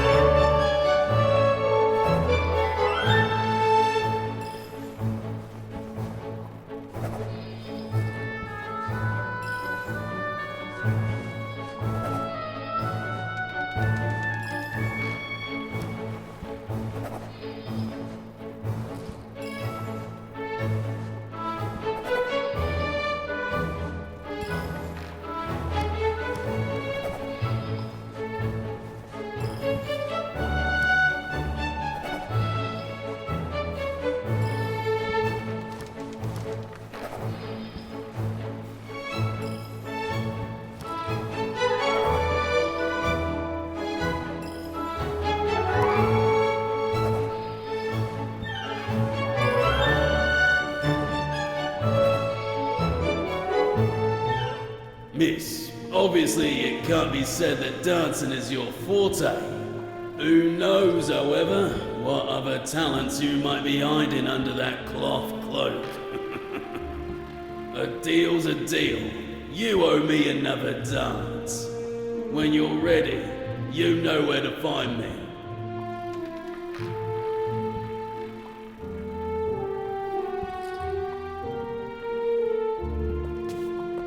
Miss, I see you. Should I think shout?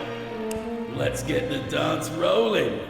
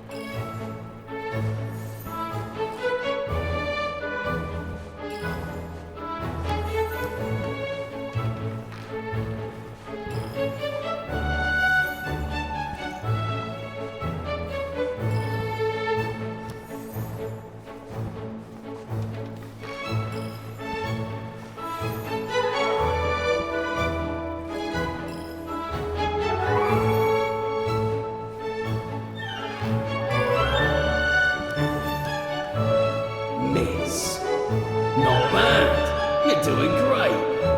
But I was too kind to you. Let's see if it was just luck.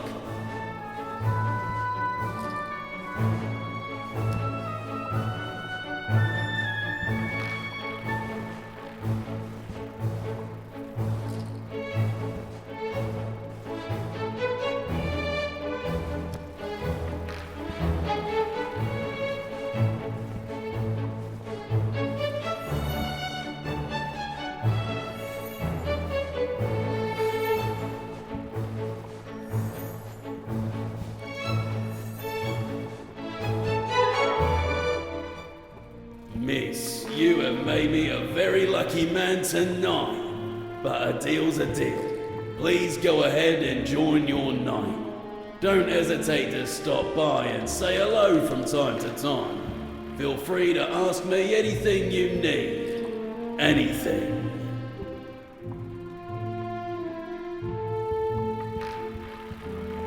Miss, please give me a number immediately. Who knows? You might bring good luck. 23 red. Les jours sont faits. Rien ne va plus.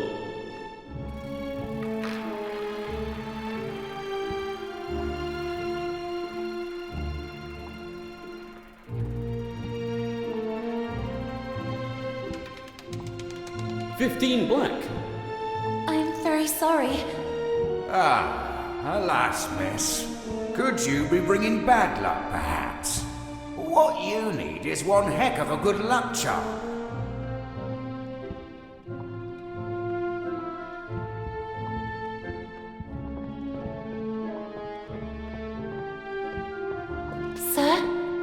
Sir, is everything okay? The gentleman in red did not answer her. Then the little girl noticed that a brass key was protruding from the man's pocket.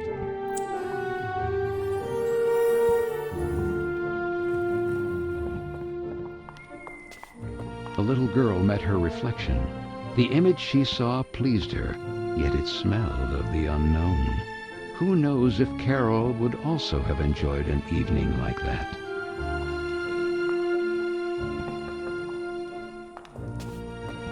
Go away! Marianne? Marianne, is that you? I already told you to leave. What are you doing locked in there? What happened? Lola, just leave me alone. It's none of your business. But you're crying. I know you girls never liked me, but in times like this, we should support each other. Even after everything we've done to you? We don't have to be friends. For now, you can just let off steam. Then you can start calling me a rabbit or a weirdo again. Actually, it's not true that I never liked you. It's just that the others don't like you. And when you're part of a group, the others expect you to act in unison. But I don't know if I'm like that. If I feel like them, I would like to make a difference. Yet I fear being marginalized. Like tonight, that slimy scoundrel. I hope he's still out there rotting. What happened? From a ridiculous briefcase, he took out a toy mouse. I think he wanted to take advantage of the opportunity to look under my skirt. I kicked that mouse so hard it must have gone down the drain. And then, to get him away from me, I gave him Hinman's tranquilizers. I know that not all men are the same. There are some good ones too, but then why do they expect all of us to be the same? In any case, here, in case they ever come in handy, I'll stay here a little longer. Thank you. Oh, and Lana? Yes? You're not weird at all.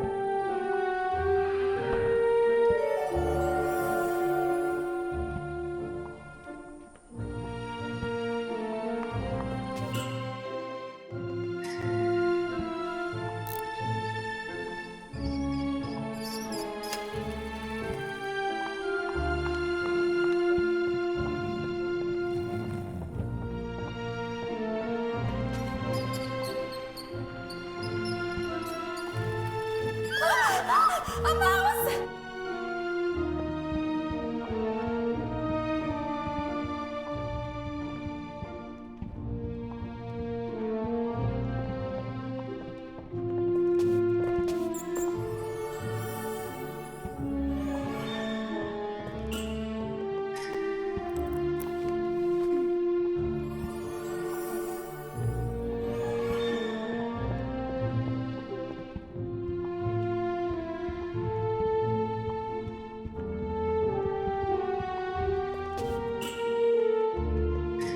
Miss?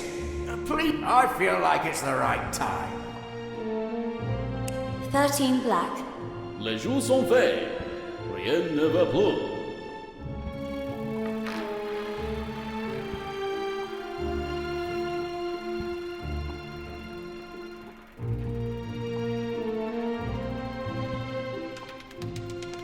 $13 black. Yes, miss. You are one lucky girl. Please take them. You deserve them.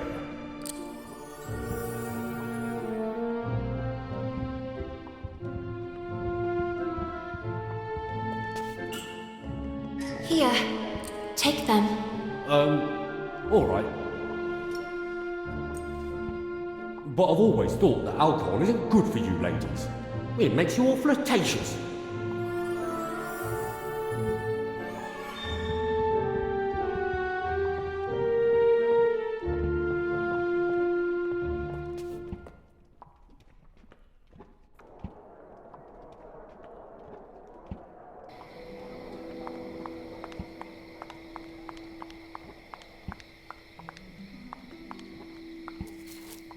Miss, where do you think you're going? Well, I was looking for my knight of this evening, Lord DeWitt. That scoundrel DeWitt. He will certainly be in the VIP lounge. But, well, do you see this? Access is only permitted to holders of this pass, and I happen to be one of the few to have it. Do you want to know why, miss? I'm surprised you didn't get there on your own. Are you perhaps a little dumb? I'm a great seducer, among the most renowned in the country. I even bewitched Queen Victoria with my virile movements and dance. Oh, yes, I see. What? Don't you believe me? Perhaps you wish a demonstration. Let's see if you can keep up. Get in position, miss.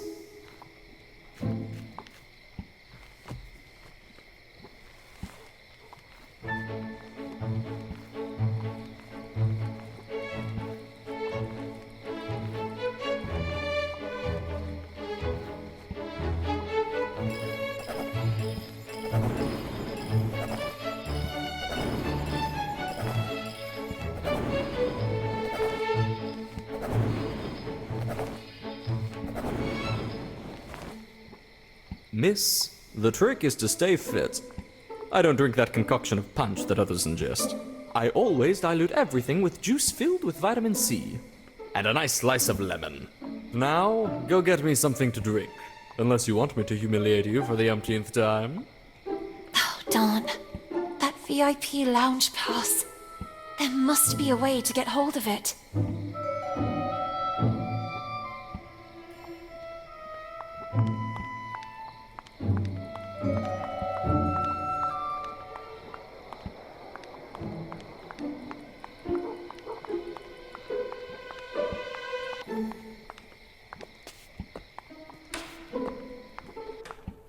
Fisherin! You must excuse me.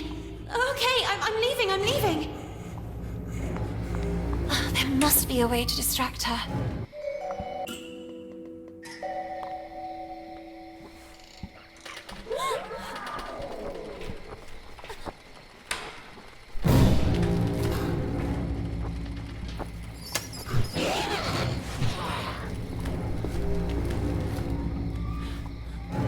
All clear.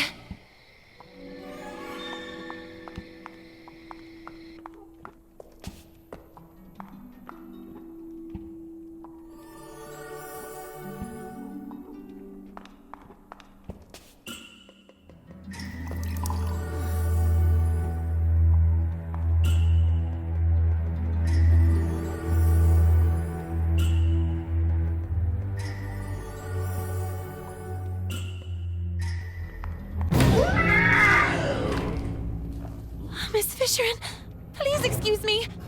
You must forgive me. I must have gotten lost and...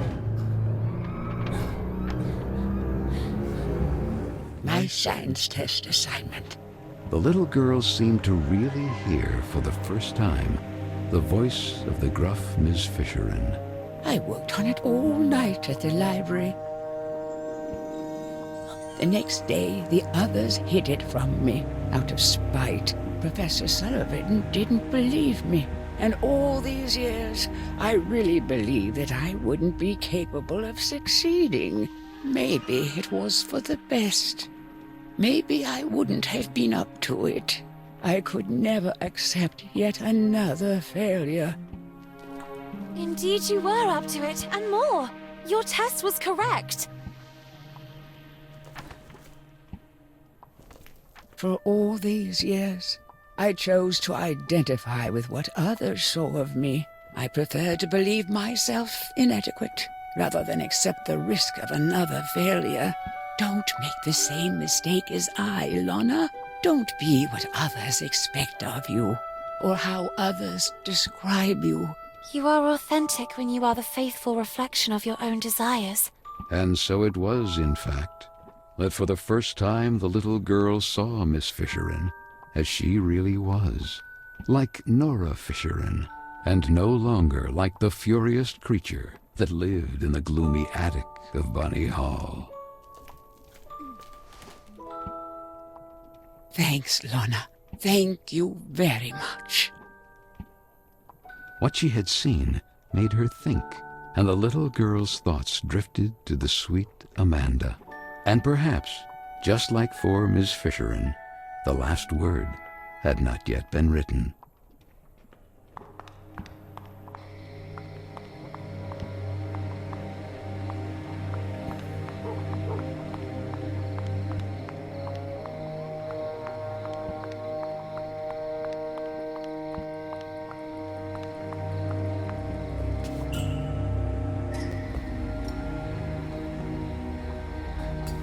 Well done, miss.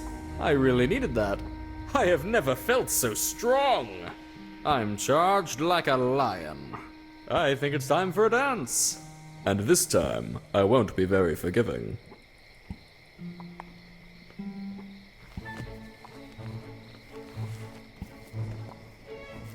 Charged. Like...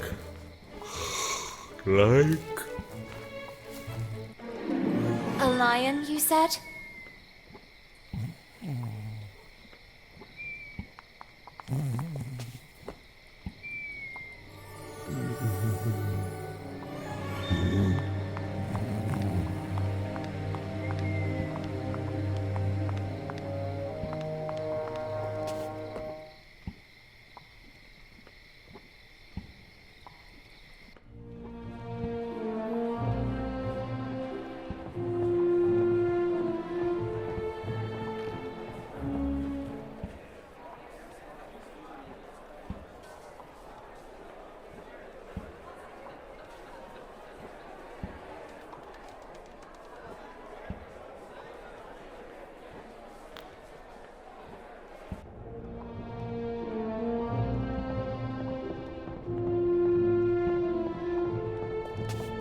Miss. Yes, talking to you I am. Where to go, you believe? Here, take it. I have a pass for the VIP lounge. I hope you'll be kind enough to let me pass. I would be very honored to pass you to him. But I mean, you may pass.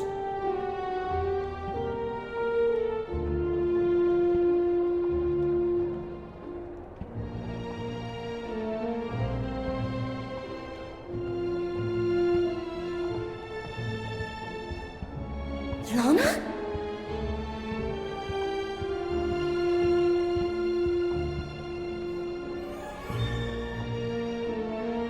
Miss Benton. You look even more radiant in this dress. I hope you like it. Would you favor me with a dance? I really admire your rebellious nature. Thank you. Nevertheless, on your beautiful face, I still see sad eyes. Are you not happy? Oh, well, yes. I think so. Such enthusiasm. What troubles you? Tell me. I do not know. I'm worried about a friend. I understand. I should have the strength and courage to let go, but I can't. I also don't know if I'm doing the right thing. You mean standing here by my side? No, it's not that. You are a good man. I just don't know if I'm ready for this. Or if it's really what I want. Maybe it's just the fear of growing up. Well, that is natural.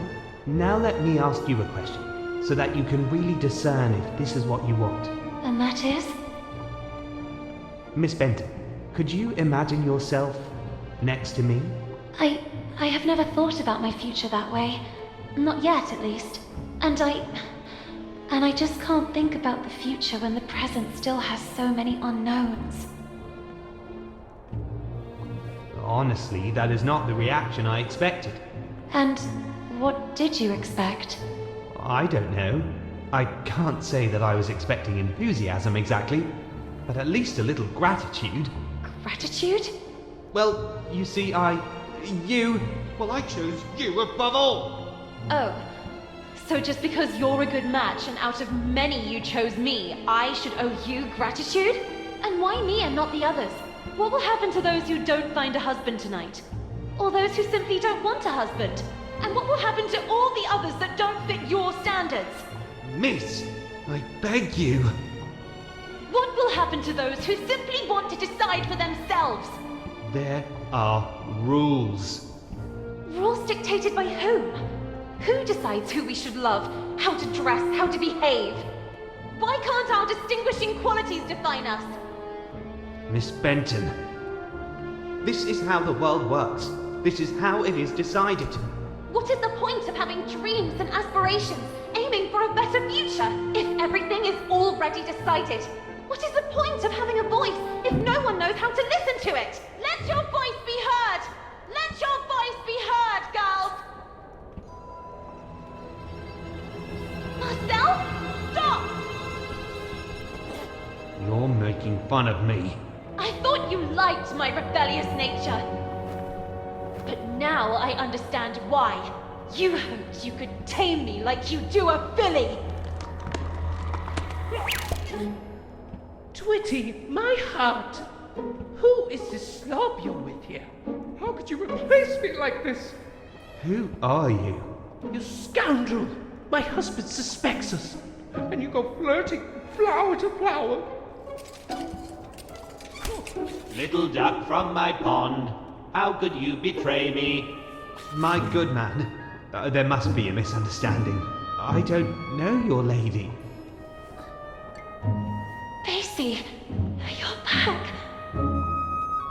My dear gentleman, I demand a duel. Buttercup, I'm so sorry, but Twitty and I are one now, and no one will ever be able to separate us. I love him! Duel, duel. Thank you, Basie. Thank you with all my heart.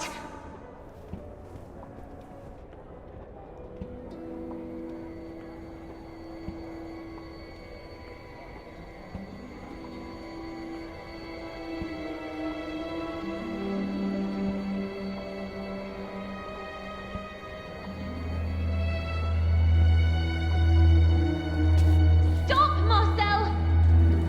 Enough with the running away! I know everything now!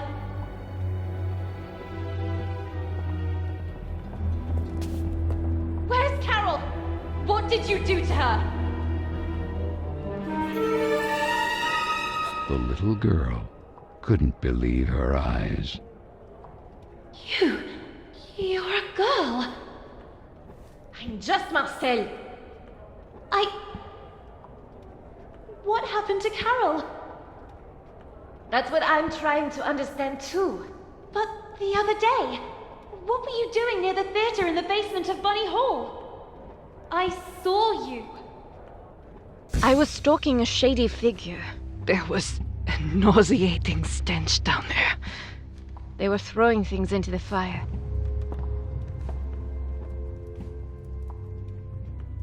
And in the midst of what looked like waste paper, I immediately recognized some of my letters. And Carole's handwriting. I was trying to get them out when suddenly I heard you coming.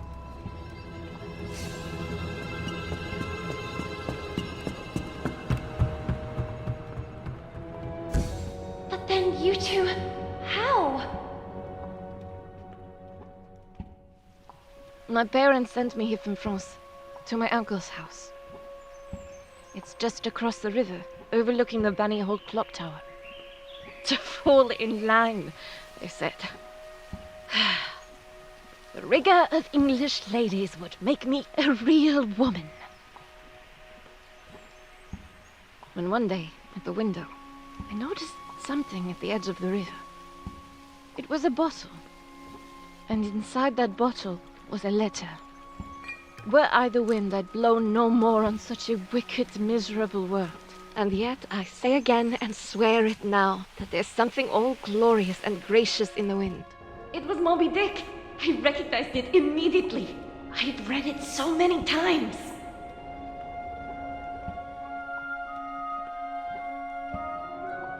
So I decided I would find out who would write to us.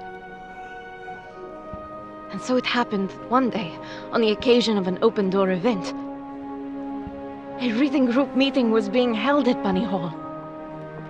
And then, she appeared. Were I the wind, I'd blow no more on such a wicked, miserable world. And yet, I say again, and swear it now, that there's something all glorious and gracious in the wind. It was her. It was Carole.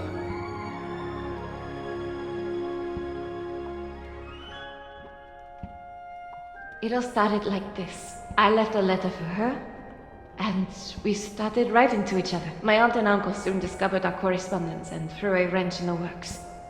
So Carole put her messages in bottles left to flow along the riverbank. I slipped mine to her among the newspapers sorted at Bunny Hall. And then what happened? We planned to run away together and join the suffragettes. I was waiting for a message from her in the usual bottle, in which she would establish the time, the method, and the signal. But that message never arrived. That letter! I saw it! It was in the flames! Someone must have found it, and made it disappear, trying to cover up everything else. But who? What do you think really happened to her? Nothing good, I fear. Especially after finding these in the heater. Carole's glasses. Then you took these out. One moment. Now I remember. It's not the bottom of a glass, but the missing lens. Vicky and the others were right then. Frank. Duel. Duel.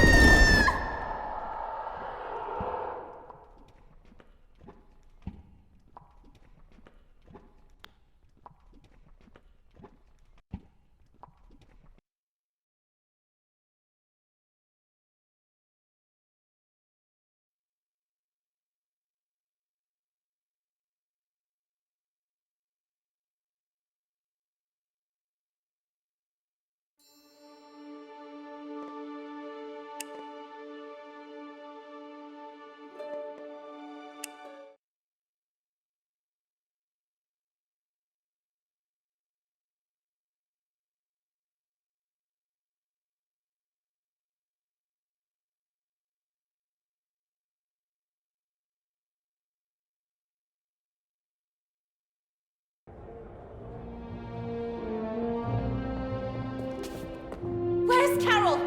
What did you do to her? I was stalking a shady figure. There was... But then you two... how? My parents sent me here from France, to my uncle's house. It was Moby Dick. I recognized it immediately. I had read it. So I decided I would find out who would threat to us. It all started like this. I left a letter for her, and... Did you,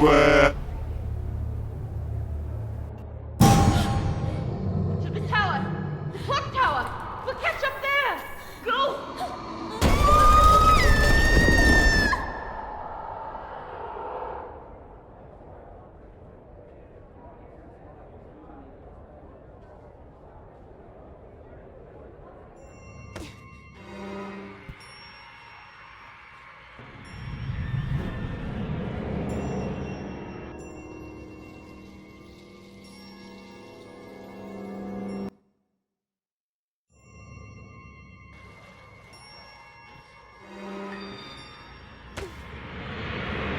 The little girl couldn't believe her eyes. Bunny Hall was in a frenzy. And Frank, he had always been behind all this.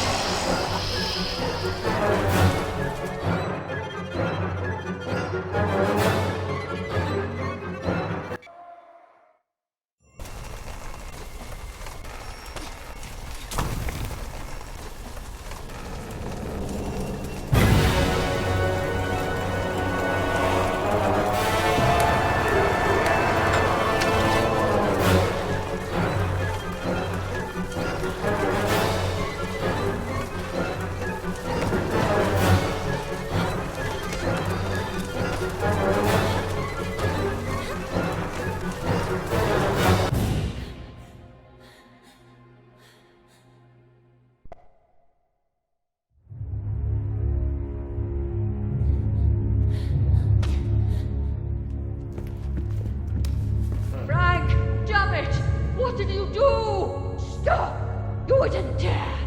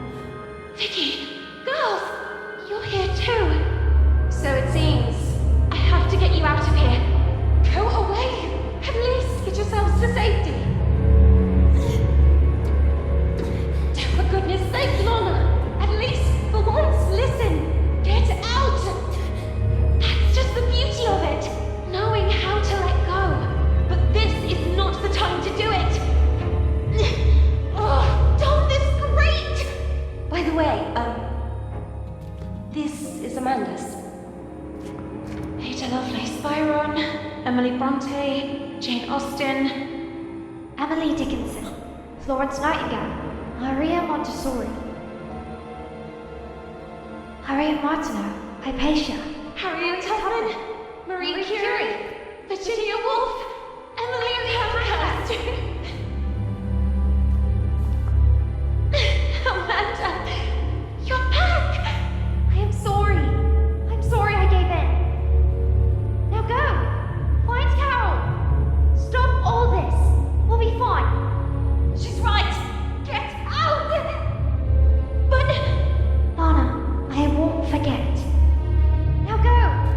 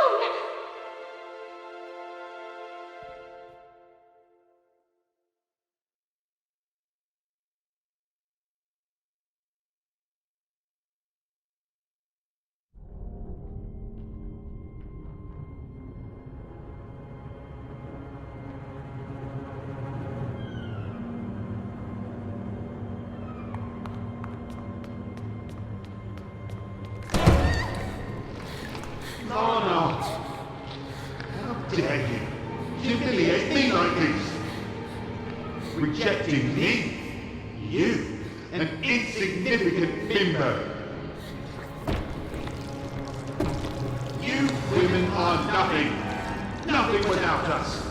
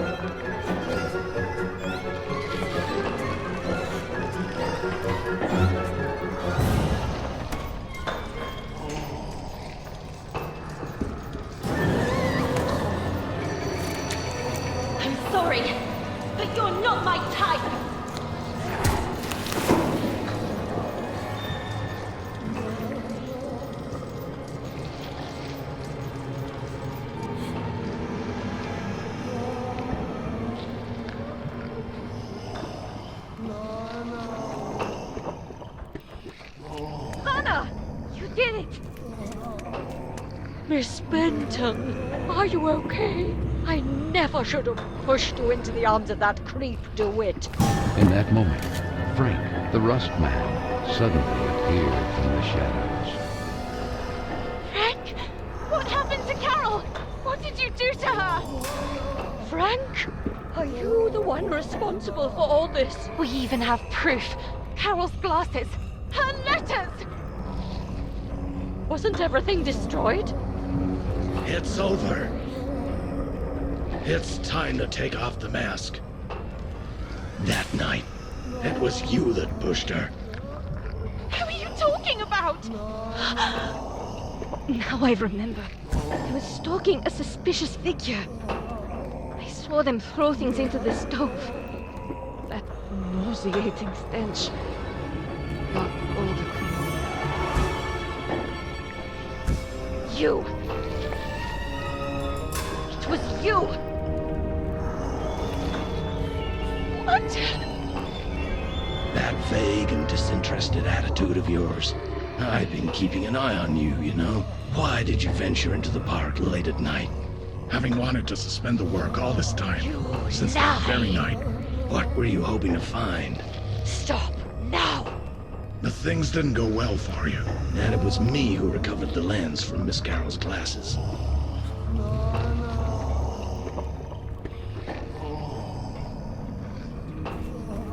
I know how much she meant to you, Miss Lana, and I'm sorry. I'm really sorry. It was an accident! Miss Hinman!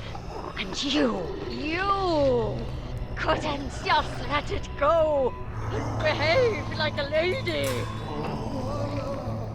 Not even the advances of a rich young scion persuaded you to give it up. The best any woman could aspire to nowadays. I had no such opportunity, but you did. And you threw it away. Carole, Carole, Carole! Always Carole! And that other stupid girl. She went looking for trouble.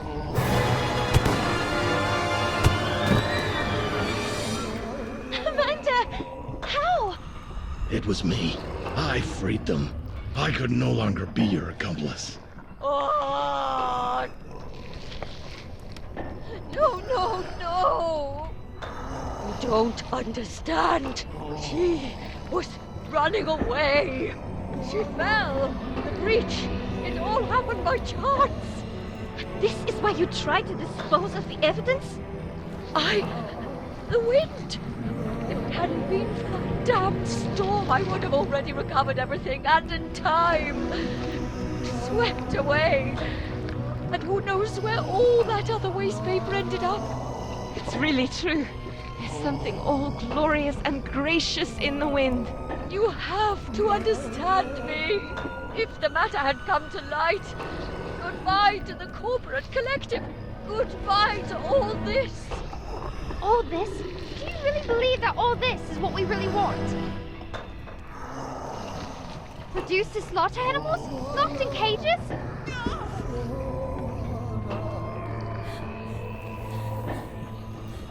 We're not rabbits! We will never be rabbits. And you know what really disgusts me? That it was another woman who developed such a plan. How sad. You will remain a tiny and insignificant stain of ink used to write about great women who actually changed history. You, on the other hand, history will forget about you.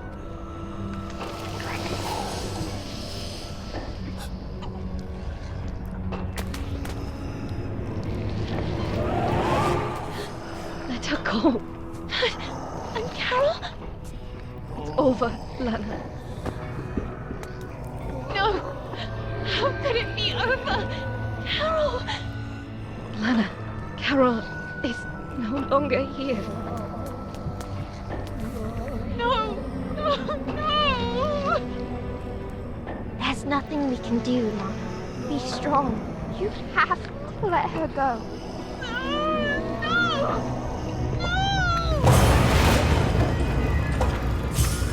Poor girl. So small and inadequate that you can't even accept it. When will you learn that every action has a weight and a consequence? You really have no intention of growing up. You don't accept that time passes inexorably, and you continue clinging to the past like a parasite. So if that's what you want, backward!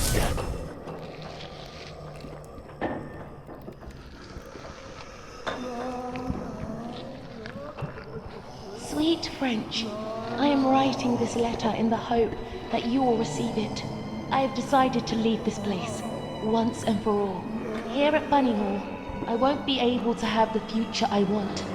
My fate is already sealed.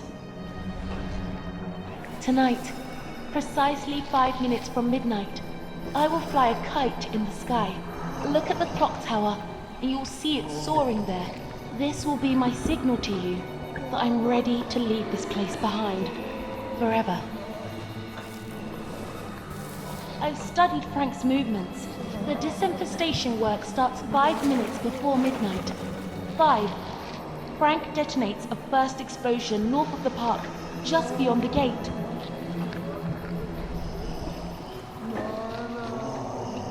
before. This time, there'll be 2 explosions, one in the east and one in the west at the same time. 3. Finally, one to the south on the far side of the park.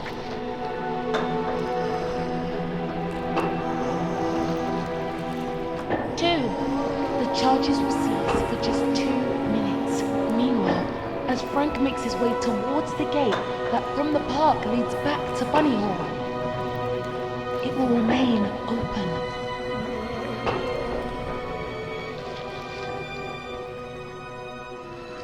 Two minutes from midnight. Just enough time to get through the gate and go all the way to the south side of the park. And finally away forever from Bunny Hall.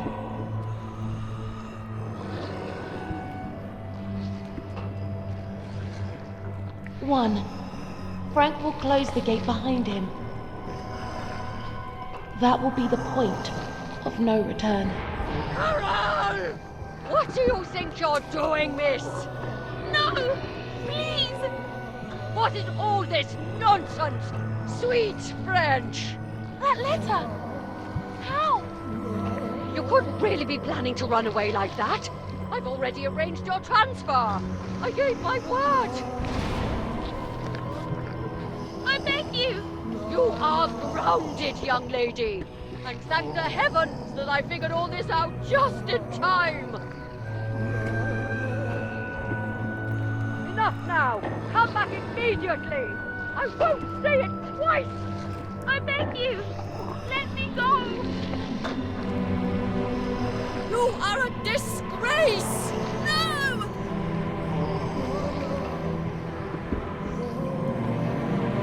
Carole! 1. It was too late. Frank had already begun to lock the gate leading to the park. No!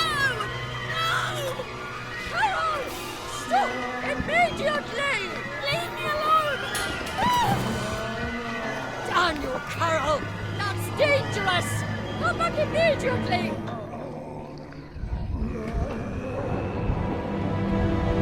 Carole! No!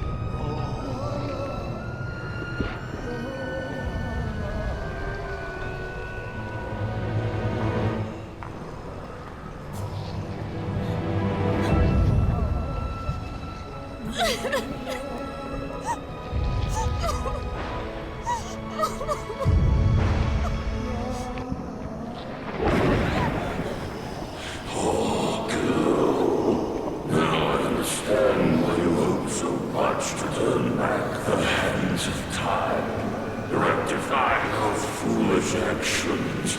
No! No! I couldn't have known things would end up like this! If only you were allowed the letter to reach Marshall's hands. Instead, you condemned Carole forever. No! It's not true! I didn't want to! You can't change what has been. And now, have you finally remember? Carole is destroyed forever. Now you know how you hoped you would bring things back.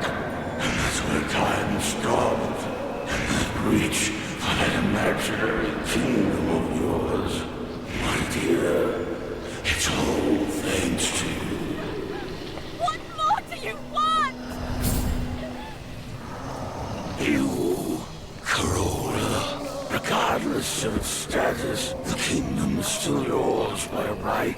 Grant me Carole legitimately, and I will give you the gift you desire most of all. And what would that be? That all of this never happened. I can wipe it out forever. Bringing things back. Isn't that what you wanted? And take you back to those forgotten, happy days. I will grant you your mother for all eternity. And be quick. The clock is ticking furiously. My mother? You have my word.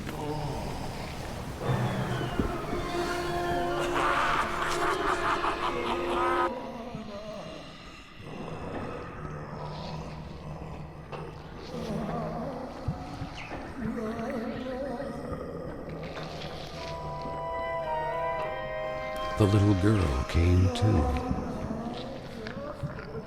The place immediately seemed familiar to her, and she began to look around. Yet her memories before that were hazy, so much so that she couldn't explain how she got there.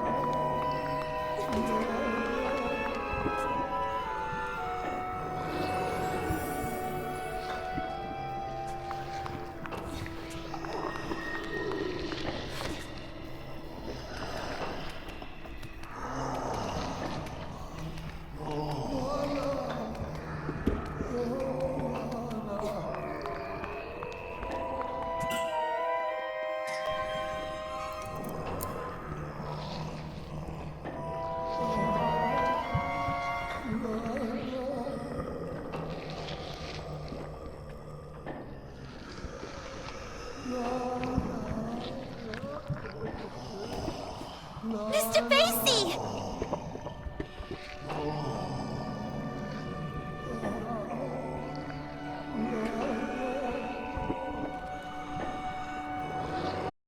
Mr. Basie! I remember you! Merry Christmas, my child. Mum!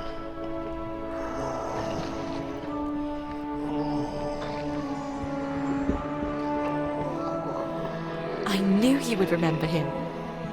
You wouldn't leave him when you were little. Do you like his new outfit? Now he's a real English lord. I didn't have time to finish his umbrella. I had to sew his head back on.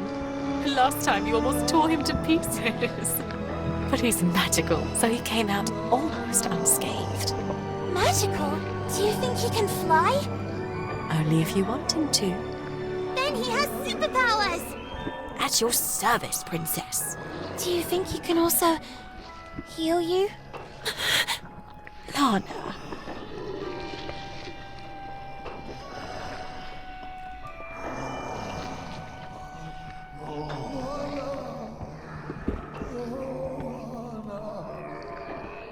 Whatever happens, never keep clinging to the past, trying in vain to change it. People move and places change, and that will be the day you'll really know who you are. And you will learn to accept that time passes, that things change, and know how to let go.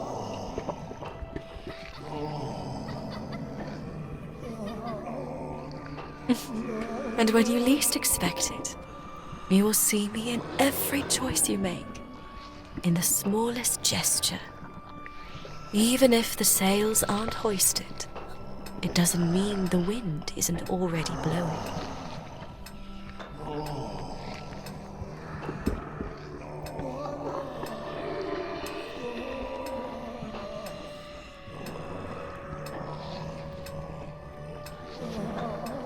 But wait a second. Even if the sails aren't hoisted, it doesn't mean the wind isn't already blowing.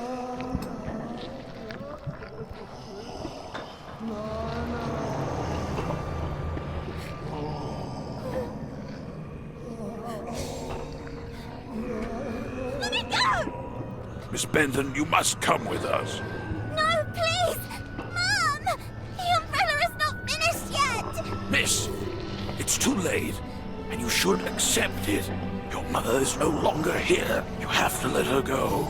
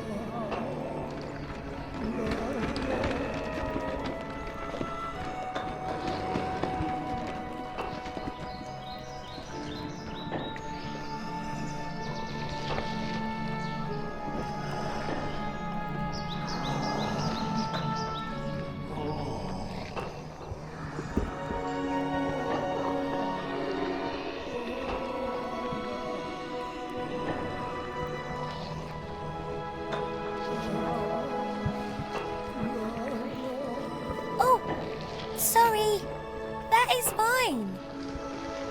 Hey, you're new, right? I'm Carole. Lana. I know, I get it. It's hard at first, but in time, things will get better. You'll see. Moreover, have you ever seen an estate with an enchanted park? Enchanted? Oh, yes, Carole. It's full of trees, roses, and cute rabbits. Come on, then. Follow me. I'll show you.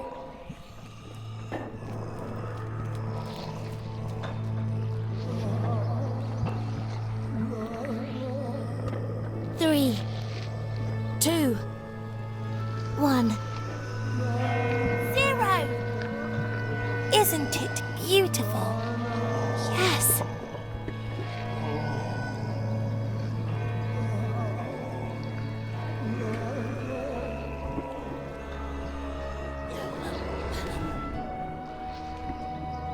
Sweet Lana, I have to go, please. Let me go. No. I cannot. No. I can't accept feeling that cold emptiness in my heart again. I don't want to have to forget your face too.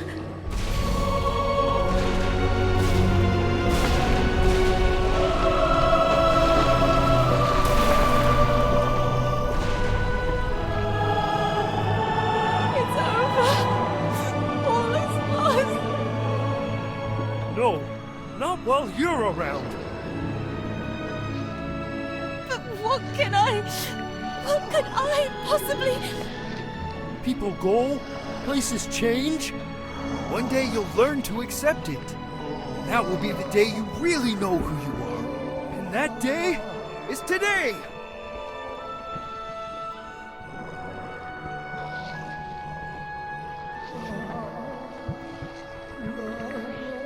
Maybe time never stopped completely. You made me a warrior. You made me like this. You completed it for me. Be the hero of your own story. You have my sword, princess. Reclaim your kingdom.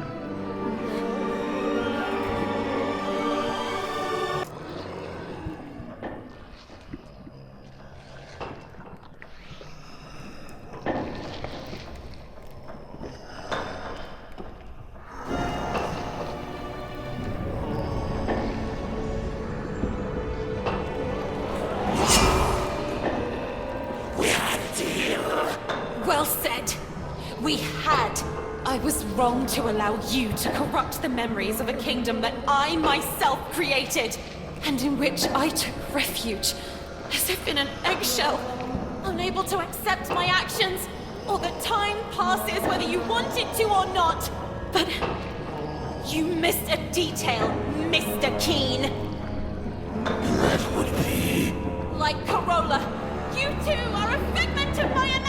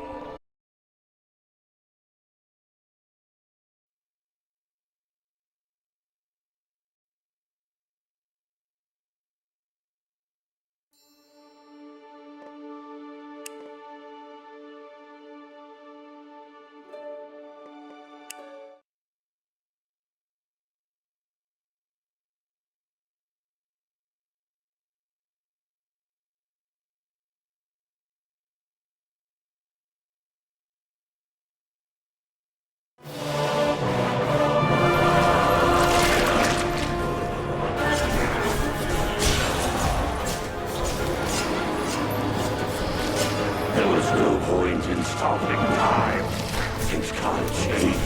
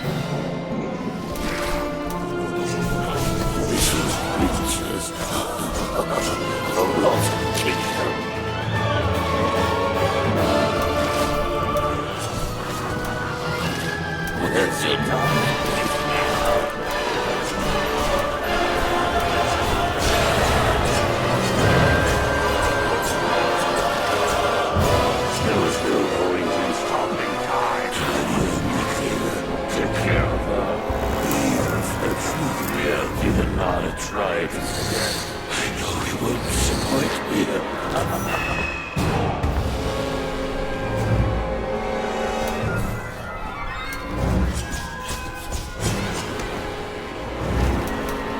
There was no point in stopping time. Things can't change.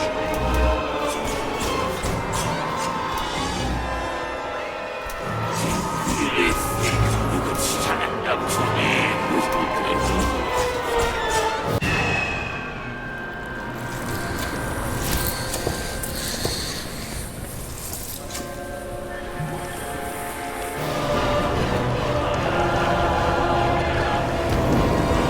Arise, my little ones.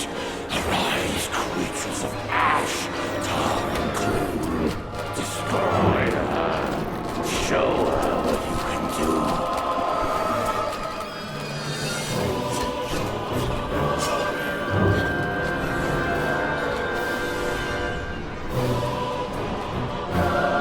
Little princess the Rotten Kingdom.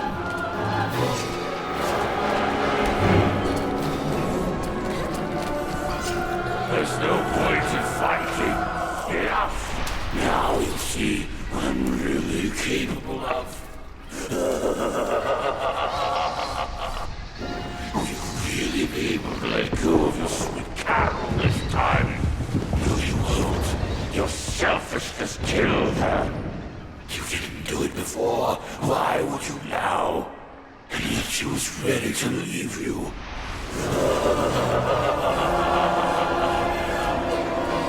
Let time stop then. May it stop forever.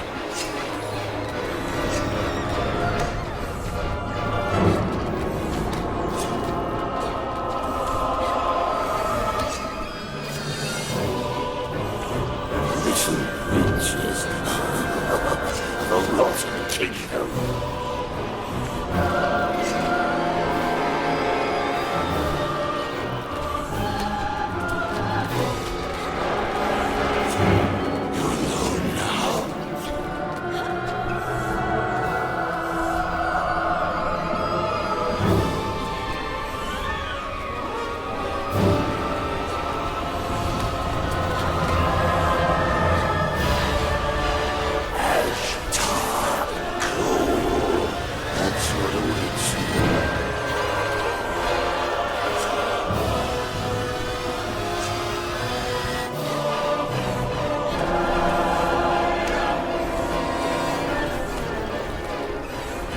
Stupid little girl. I feel sorry for you.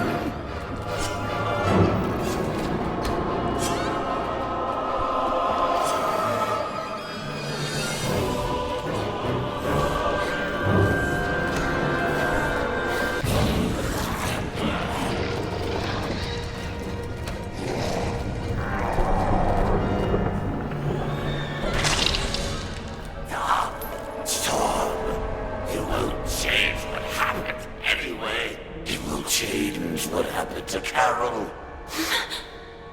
I've given you a once-in-a-lifetime opportunity to reunite with your mother.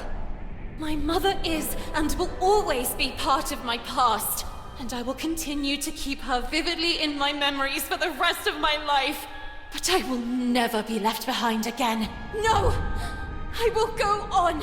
Okay, you win this time. Carole will be allowed to flourish again, but the breach will remain there, unchanged, over time. I'll be back. It's just a matter of time. Sooner or later, you will crumble, and when you're sad and alone, I will infect everything you love and cherish. And I will be ready to welcome you. After all, you are nothing more than any ordinary man!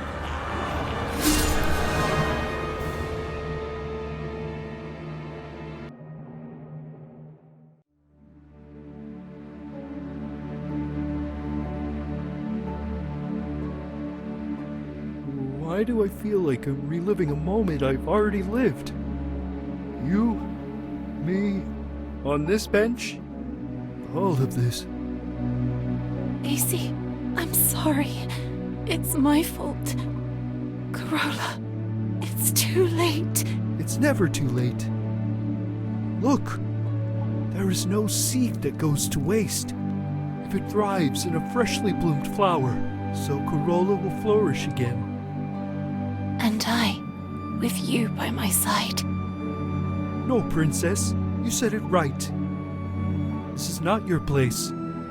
It's time for you to return home. To your real home. It will be up to me and the other spirits to restore the kingdom of Carole to its former splendor. The time has come to say goodbye. A handshake and off we go? I really don't know. Goodbyes have never been my thing. And what if you need me? I know you'll always be there, because I can feel it strongly inside me. And now? What will you do? What does such a small and inadequate girl do in a world made of ash, tar, and coal?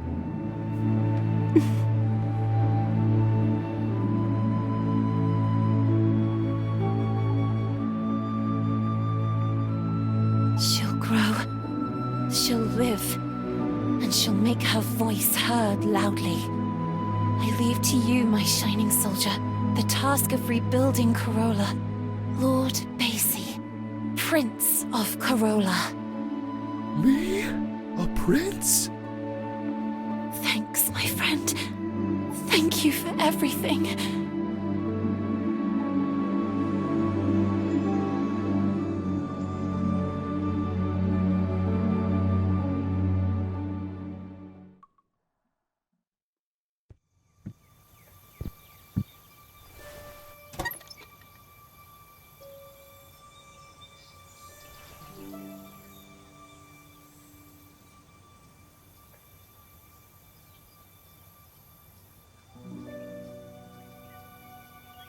Sweet Lana, this is Marcel.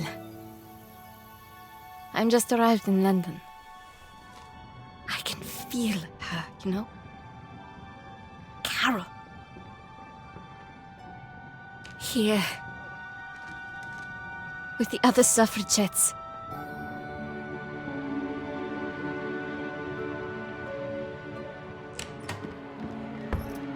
Ready?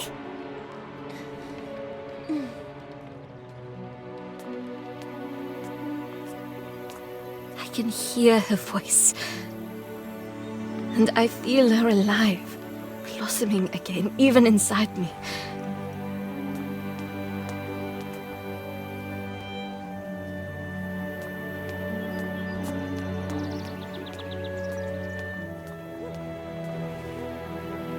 It really is true. There is no seed that goes to waste if it thrives in a freshly bloomed flower.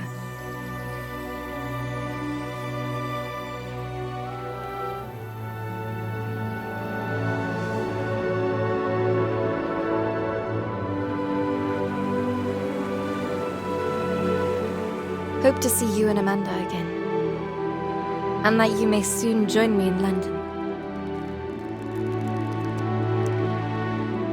It's true that here on the streets, when the wind picks up, it's frigidly cold.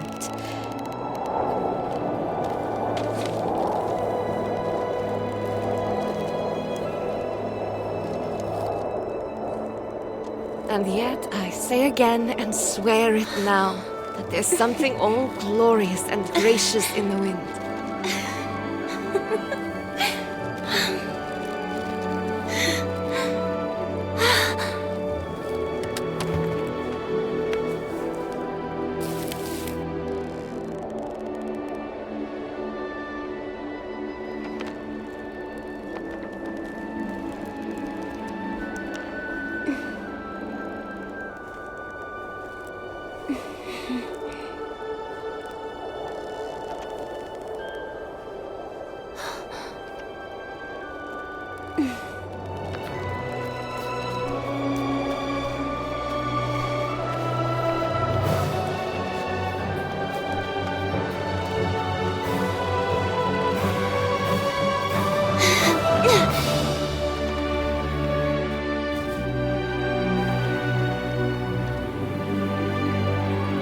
After all, what did Carole always say?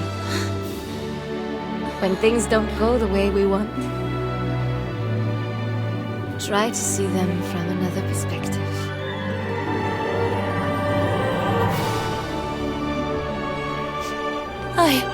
Sweet Carole.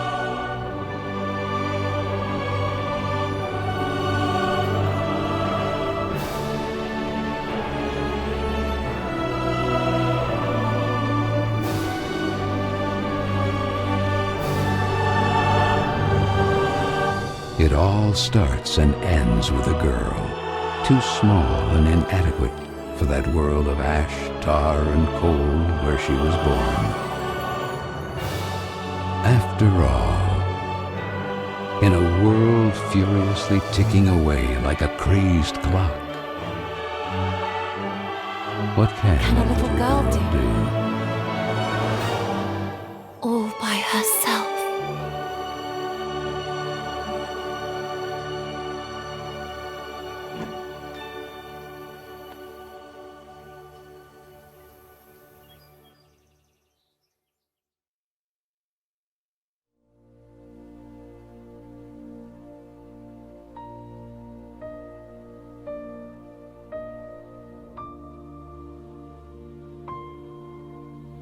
A voice is gently lingering.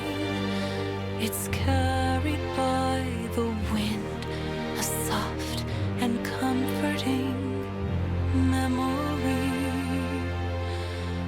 I will make a loving promise that I will carry on and brave these storms. Tell me where this river flows. My heart is beating faster. I will find my way on. Let your voice be heard now from the highest mountain. We won't fall and give into despair. We're about to fly. Can you hear me? Your voice, you're gently whispering, sharing secrets, building dreams. You trust in me. I am blooming like a rose. I'm sparkling like the stars above. I'm finding my own way. There's a risky path to share. Our courage will not leave us. We will bravely face this nightmare. Let your voice be heard from the highest mountain. We won't fall and give into despair. We're about to fly.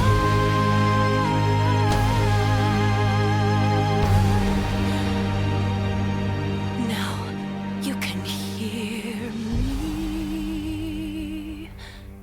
Just let us be carried by the wind.